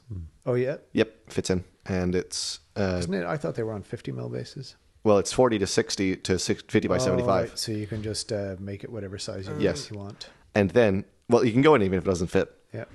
And you put him in, and then he charges in, and he gets +1 attack for his mount, so he gets 3 attacks at strength 5. Yeah. And then all the chosen horses get 2 attacks at strength 4. It's not bad against like infantry and I still wouldn't run Heralds of Darkness. other cav. Well, you've made that very clear. I'm just trying to find ways that This these is probably- are interesting to use. Centaurs? Can you put on the Centaurs? No, because they're allies. Yeah. Oh, You can't The join mercenaries. They're the mercenaries. mercenaries. You can't join. Is there not a Centaur Chieftain, though, as well? You can't give him this. You Oh, can't yeah, give because them he's in this. the... Yeah, Yeah. got you. I do like this, though. If I was to run Heralds of Darkness, I'd probably run this just for fun. Pretend I have blood crushers. Yeah. Nice. Up next are the arcane items. So the first one for 55 points is the Scepter of Power. The bearer of the Scepter of Power may apply a +1 modifier to any of the casting or dispel rolls. However, should they roll any natural double when making a casting or dispel roll, the bearer suffers a single strength 10 hit with an AP of -3 after the effects of the roll have been resolved. So in addition to the the feck up on the miscast table, it's also a strength 10 hit. Well, it's just a double. So it's not a double 1 or a double 6, right? It's just So 1 in any 6 double. times. Yeah. So now you can have a level 6 wizard in Chaos. Yeah, it's 55 points, so it only applies to your Sorcerer Lords. Yeah, and you could already take the Skull of Catan to do the same thing. And frankly, I would rather they took this than take the Infernal Puppet. Yeah, there's an item called the Book of Ashur in the Empire list, which does the same thing, except it gives you +3 inch range as well. So yeah, the Skull of Catan is the one that I'd take over this if I was to do this. Yeah, it doesn't seem good. +1 to cast to all wizards within 3 inches at 60 points, and it doesn't hit you. Yeah. Yep, This one's just bad, too pricey. and too hitty yourself. I mean, you could take both. We have +7 to cast. On one guy, yeah. It's true. Yeah. It's like, dispel this, bitches. Hey, Tomb Kings, I saw you had +3 to cast over there. Oh, this next one's cool. Fintan, you're up, I think. Oh, am I? Wait, Mark, are you I think up? it's Mark's turn. Oh, I just No, did the no, Scepter no. of Power. Oh, did you? just- Okay. yeah. sorry. I will also do the grit. No. The You go ahead. Grimoire of Ogvold. It's fun to say. Rather than randomly generating the spells they know, and regardless of their level of wizardry, the bearer of the Grimoire of Ogvold knows all 7 spells from their chosen lore of magic, including the signature spell. However, they can only cast a number of spells equal to their level of wizardry per turn. 50 that's 50 baller. points. Yeah, I love demonology. Let's get all 7 demonology spells every game. That is such a good item. I wish that was Universal. a universal item. Yeah, this should be universal. 50 points means you can put it on the level 2 wizard. You can get every spell you want. Right, and it would make level 2 wizards way more useful because now, on the turn when, at the start of the game, you're using the spells that buff your units or help move them along or whatever, right? But later on, you're switching over to assailment spells, perhaps, or I don't know what else. But just the flexibility feels like it could really make it so that you're just not level 4 or bust, which is how it is today. I don't know that would help too much with the level 4 bust problem, but it would definitely add utility to level 2s. Just because they keep getting dispelled no matter how easy their spells are to cast or whatever spells they have. Right. But then you're limited to only casting 2 spells per turn with that guy, right? The big problem with the level 2, and what I've started to see is people take level 2s with the lore familiar. The big problem with the level 2 is your chances of getting the couple of spells that you want are really slim. Yep. Unless you're Tomb Kings, where you have 3 amazing signatures. Sure. So, I think the flexibility of this, I certainly think that this is worth taking. I think it might require a bit of practice to really understand how best to use it, but it seems strong. It's unintuitive to price the ability to cast any of those spells. It's sort of like you're pricing the knowledge or the ability to do something you might not want to do. But if you have that control over the game, then that's going to like shoot your win rate up. I love toolboxy stuff. Yeah. Dear Games Workshop, I would like this to be a universal magic item for Christmas, please. Lots of love, Fintan. And last but not least, another cool one, Tome of the Dark Gods.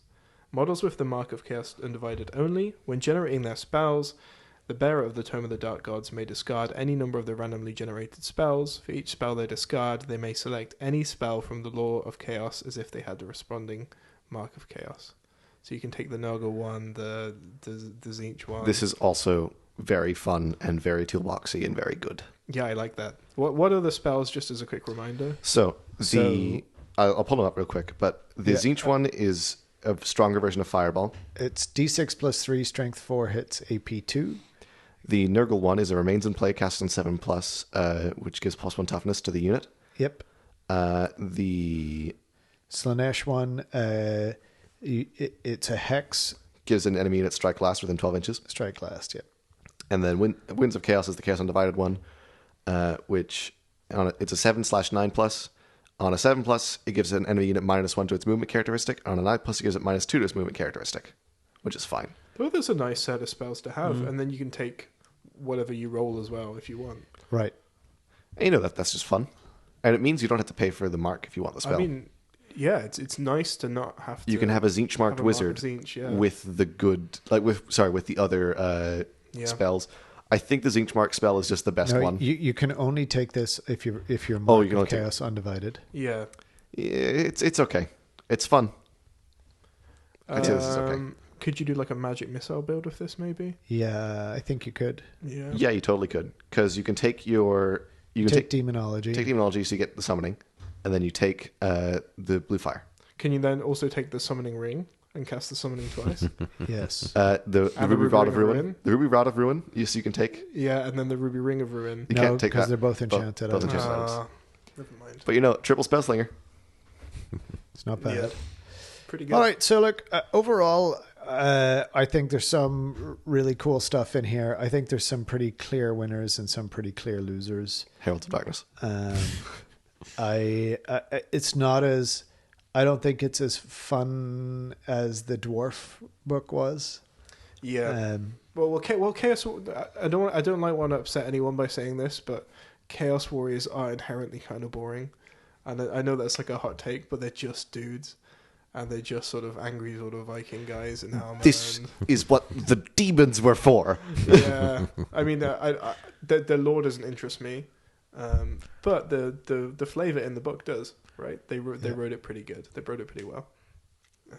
I'll send you on the fluff snippet from I think a White Dwarf when I was a kid about how someone became a Chaos Warrior, and I'll change your mind, Ben. Ben, do you want to read my copy of Slaves to Darkness? Or do that. Yeah, I'll read it. Yeah, I mean, it's just you can take it home with you today if you want. Yeah, absolutely. I will read that. I'll change your mind on this one. If you think you change my mind, I mean, I remember AJ like a year and a half ago we had a conversation where you said, Chaos Warriors were kind of boring to you, and that you always preferred Beastmen as like the symbol of chaos. Sure. And then I sort of thought about it, and I was like, yeah, I kind of agree. There are some stuff in the Chaos Army that I really like, but I just think demons are cooler. Yeah. Because they're more raw. Sorry. Go ahead, sorry. I really wish that there was more demon stuff in mainline Chaos. I really like Demonic Mounts particularly because I really like the Blood Crushers. Yeah. But I just really wish that there was a lot of a lot more of the we're using supernatural powers. We're not just, this is generic black magic. This is from 4 specific gods who have 4 specific sets of demons. And we have all of this lore we can draw on and have all these cool allies and things, and we just don't get any of that. We have Demonic Mount and Demon Prince. Right. They want them to be generic as possible. A little less bleeding into their AOS IP, I think. Anyway, would have been nice to get some kind of equivalent to like in 40k. I think they have the legends kind of supplements. I know legacy armies are legends, but they're for whole armies. If you get something like that just for like the juggernauts, the extra bits and bobs and models that people might be interested in fielding, even if they weren't pointed that efficiently. And we still may, right? Mm-hmm. At the end of the day, we're getting some amount of releases based on what Games Workshop figured was the miniatures they could put together, they could remold, and that they could re-release in over the next sort of 2 years, right? We saw that in the roadmap. Once they've done with that, they might shelve the game. They might decide to do a second edition. Who the heck knows what's going to happen after that? It really depends on how popular the game is. But I think for right now, like the way that they've got Chaos positioned, I totally understand why they've got it that way. And I think if they added in the demons and all of that sort of stuff, they'd actually be too dominant of a faction. I think that I'm going to write all of the demon stuff that I want in the game for our Farmhammer use. Sure. Well, I mean, Juggernauts have their own rules. They're in the Demons book. Totally, and they're really good. So they're like the best unit in the army. Right, and I want to run them because they're awesome. And the anteater horses, what are they called? The Seekers, the Steeds of Slanesh, yeah. Yeah. They're cool. And then the Discs of Tzeentch, which are also very cool. There is, I mentioned them a few times. I forget what they're called. I have it open here somewhere. But there's basically a crowd who they're doing like fan made arcane journals. Always Strikes First, I think is the website. Oldworld.always strikes first. They've already tried to do arcane journals for, and in fact they have for Skaven and for Vampire Counts. In the sense that Nice. Skaven get like some cavalry and some cool stuff. And Vermin then- Lords. Yeah, Vermin Lords are in it. And then Vampire Counts get their zombie pirate list back. So, I mean, that could be the next thing they do. Give Chaos, more chaosy things. Doubt it. They're probably going to continue on doing all the other Legacy Army Arcane journals. Probably, but, at some stage. Yeah. Shall we finish with a quick sort of ranking and how this ranks in terms of all the arcane journals? Oh, I don't think we ranked all the Arcane journals yet. Yeah. What are we ranking them on? Are we ranking them Just on overall power or like feel like, or how do you fun? How do you feel after digesting that in the if 2 hours? if you had to throw them all away but one, that's the number one, and then Yeah. you're like, which one of you? You've run out of toilet paper, and all you've got left is arcane journals. What's the first one you reach for? All right. So I think that my top one would probably be dwarves. I think the dwarf one was so fun to read through. There's so much fun stuff you can do with Doom Seekers. Both the armies are very interesting and have unique play styles, and it's just generally a really cool book that it's made me want to play dwarves more than any other piece of dwarf related media I've added read. so much to them that Yeah. they didn't have. That was Absolutely. Goblin Hero was a bit of a disappointment, but other than that, the book was really solid. So does this rank like in the middle? For What, you? dwarves? No, the chaos one. The Chaos one? I'm actually just going to go through each of them sequentially, I think. At number 2, I'd probably put the Tomb Kings. I think that the list is really strong, and that the magic items are really interesting, and I think that I just haven't explored them enough. I will look into them more. I was really excited just reading through the Arcane Journal for that one, more so than I've been for others. I think I'd put Chaos at number 3. It is a fun journal. The Wolves of the Sea Army looks amazing. But the Heralds of Darkness Army is such a disappointment that I can't really rank it higher than the Tomb Kings one. Nothing in the Bretonnian one really grabbed me, and I have not properly read through the Orcs and Goblins one yet. So I think I'd put Bretonnia, and then I wouldn't rank Orcs and Goblins. That's yeah. I don't know. I feel like Tomb Kings was really good. Bretonnia was kind of meh. The Orcs and Goblin one I really like, just because I think if you compare Nomadic War to Heralds of Darkness, for example, in terms of how much flavor and fun on the battlefield they are to play as a mounted army, it's day and night. So I think Orcs is one of the better ones. But to me, this feels kind of like it's cool. It's like a 6 out of 10 sort of Arcane Journal. But for Chaos players, I think they're going to love it, and creating the fun armies that they're going to make with the Berserkers and the Skin Wolves and the Dragons. I can't wait to see that on the table. I think this Arcane Journal did a lot for the Grand Army, and you got one nice Army of Infamy. I think it's as a piece of game material.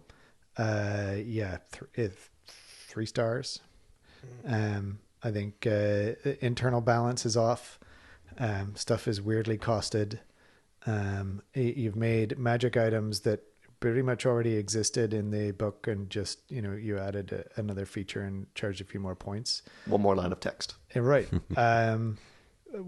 So yeah, I mean, I think some of the ideas in here are really cool, but the execution wasn't great. So yeah, I give it 3 stars. I give the Dwarf one 5 stars, and I would give the Tomb Kings one 4 stars. So, and then Orcs and Goblins, I would probably give it 3 stars as well. I felt like the Troll Horde wasn't up to stuff. Or? Troll Horde, it's interesting, but I would have liked to have seen something else, like a Forest Goblin army, for example, or Even a Night Goblin army? Well, the Night Goblin, I can understand why they didn't do that, because of the Gloom Spike gets in AOS. Yeah. Or Forest Goblin and Savage Orcs, right? If they could have easily made some fluff piece that combined those two into like a spiritual successor of the Forest Goblins and savage orcs. That right? wasn't quite so offensive. That wasn't offensive, Yeah. right? But that was super interesting and different from just the very kind of Tolkien-esque orcs than goblins, right? So I feel like that was a bit of a missed opportunity. The Bretonnian one, I actually quite liked the Bretonnian one. I don't think it was as strong as the Tomb Kings one, but I think the special characters are interesting. And some of the magic items. Again, I would probably only give it 3 stars though, because I think I've only ever seen Errantry Crusade lists. I've never seen. I think maybe one person made a Exiles list. Exiles list. I think they're cool. Well, you would. That's because they're basically Empire with Bretonnians, but better. They're French Better. Empire. Yeah. What are the guys with I don't know, they have like mercenaries or something in it, don't they? Or some Sort equivalent? of. They're call Empire them? State troops, but again, Yeah. And they There's some weird name on it, don't they? Yeah. Yeah, whatever they're. they're Bretonnians that can take cannon, right? yeah, Yeah. and mortars or bombards. I'd really like to see someone run the Green Knight. I've yet to see it. Oh, he's very, very punishing. Yeah, I've seen some battle reports with him, and he just dies. Oh, he just kills things because he's ethereal, so you can't. He's Right. very hard to kill, and then he comes back and he just pops out of a forest, or So punishing for your opponent, you mean? so punishing for your opponent. Yeah, Yeah, like- if you don't have the tools to deal with him, he will just wreck your face. Hello, my name's Chaos. I just realised why. Do you remember we had that conversation about how if Wood Elves are allied, you don't get the extra forest, but if Wood Elves, what was it again? If there was some weird thing where they get an Some extra weird forest, thing, but they they get don't it, get one. yeah. Yeah, and then like obviously then They if bring you- their force from home if they are allied in. Yeah, so if so if they are allied in, they don't bring it. But if you did ally them in with Bretonnians, you get the extra forest that he could pop out of. So that's probably why they didn't do it. For Well, I don't. it could have been something they were considering. I don't think you can take him in an allied force just because of the number of points he is. Yeah. Yeah. Oh no, I meant the other way around. Like you'd have him in their main force. Yeah, and then if the you others take are a Wood allies. Elf allied Yeah, yeah. contingent, then you do get a forest. You that do can get the apply. Yes. Oh, okay. So That was the thing. It wasn't one doesn't and one does. It's just that if you have Wood Elves in your army, you get a forest. okay. I Which is one of the misinterpreted it silly entirely. things. For me, I would say yes, definitely overall Dwarf Arcane Journal better because you get 2 really good armies in Infinity. But I much prefer the Sea Wolves list to pretty much any other list I've seen so far. If I was going to pick up any army for any of the Arcane Journals so far, it would be that one by far. I love the idea of pirates. I love the idea of weird Norscan feckers just showing up, popping up all over the board with Fredel doing her weird, crazy pirate woman thing, and just kicking the crap out of everything. Sounds great. Don't really give a crap about the dragon, either of them. The Chaos Spawn, massive opportunities for conversions right there. You mean Just by the gigantic base. opportunities? Yes, I do. Thank you very much, Fintan. Just buy the base and put some pennies or a potato on a board on the fucking thing. Just glue it to it; it'll be fine. And obviously add your eyebrows and all that. Fisty glue man. Yeah. Great opportunities with converting the frenzied berserker guys. Chaos Spawn as well. Fredel, great idea. Yeah, just really, really cool It's a list. cool sort of hobby angle you've taken. Absolutely. To it that Absolutely. none of us had approached it with. Yeah, I'm going to convert the crap out of those gigantic There was- Chaos Spawns. One last thing I wanted to mention. I think this is the first Arcane Journal we've gotten which only has 2 special characters. Yep. I think the Orcs and Goblins one also only had 2. The guy on the I think it horse. was 3. The Troll Hag isn't a character. special character. That's what I keep Yeah, forgetting. so this is another Ravening Hordes army with only 2 versus all the Forces of Fantasy have had 3. We did get the Warp Fire Dragon, which I think is another one that's supposed to be like, oh look, it's the Troll Hag, but again, this is a special character. Trust me. Is the Troll Hag 01 in the troll list as well? I think you can. It's 0-1 per 1,000. It's just a very special feeling character. Well, it's also it's a level 4 that can cast the troll magic. Yeah. I think. Yeah. And All right, men. Rank up. We'll charge him in the flanks. All right. Well, another good Arcane Journal review. We won't have another one of these for a while, I'm pretty sure. Not till because- next year, Not till yeah. next year. maybe we'll get to do the Bretonnians and Orcs and Goblins then retroactively. Yeah. Catch up on some things. We might do. Yep. All right. Cool. Anyway, thank you all very much for listening, and we'll see you in the next one. Bye-bye. See you, Bye-bye. folks. All right.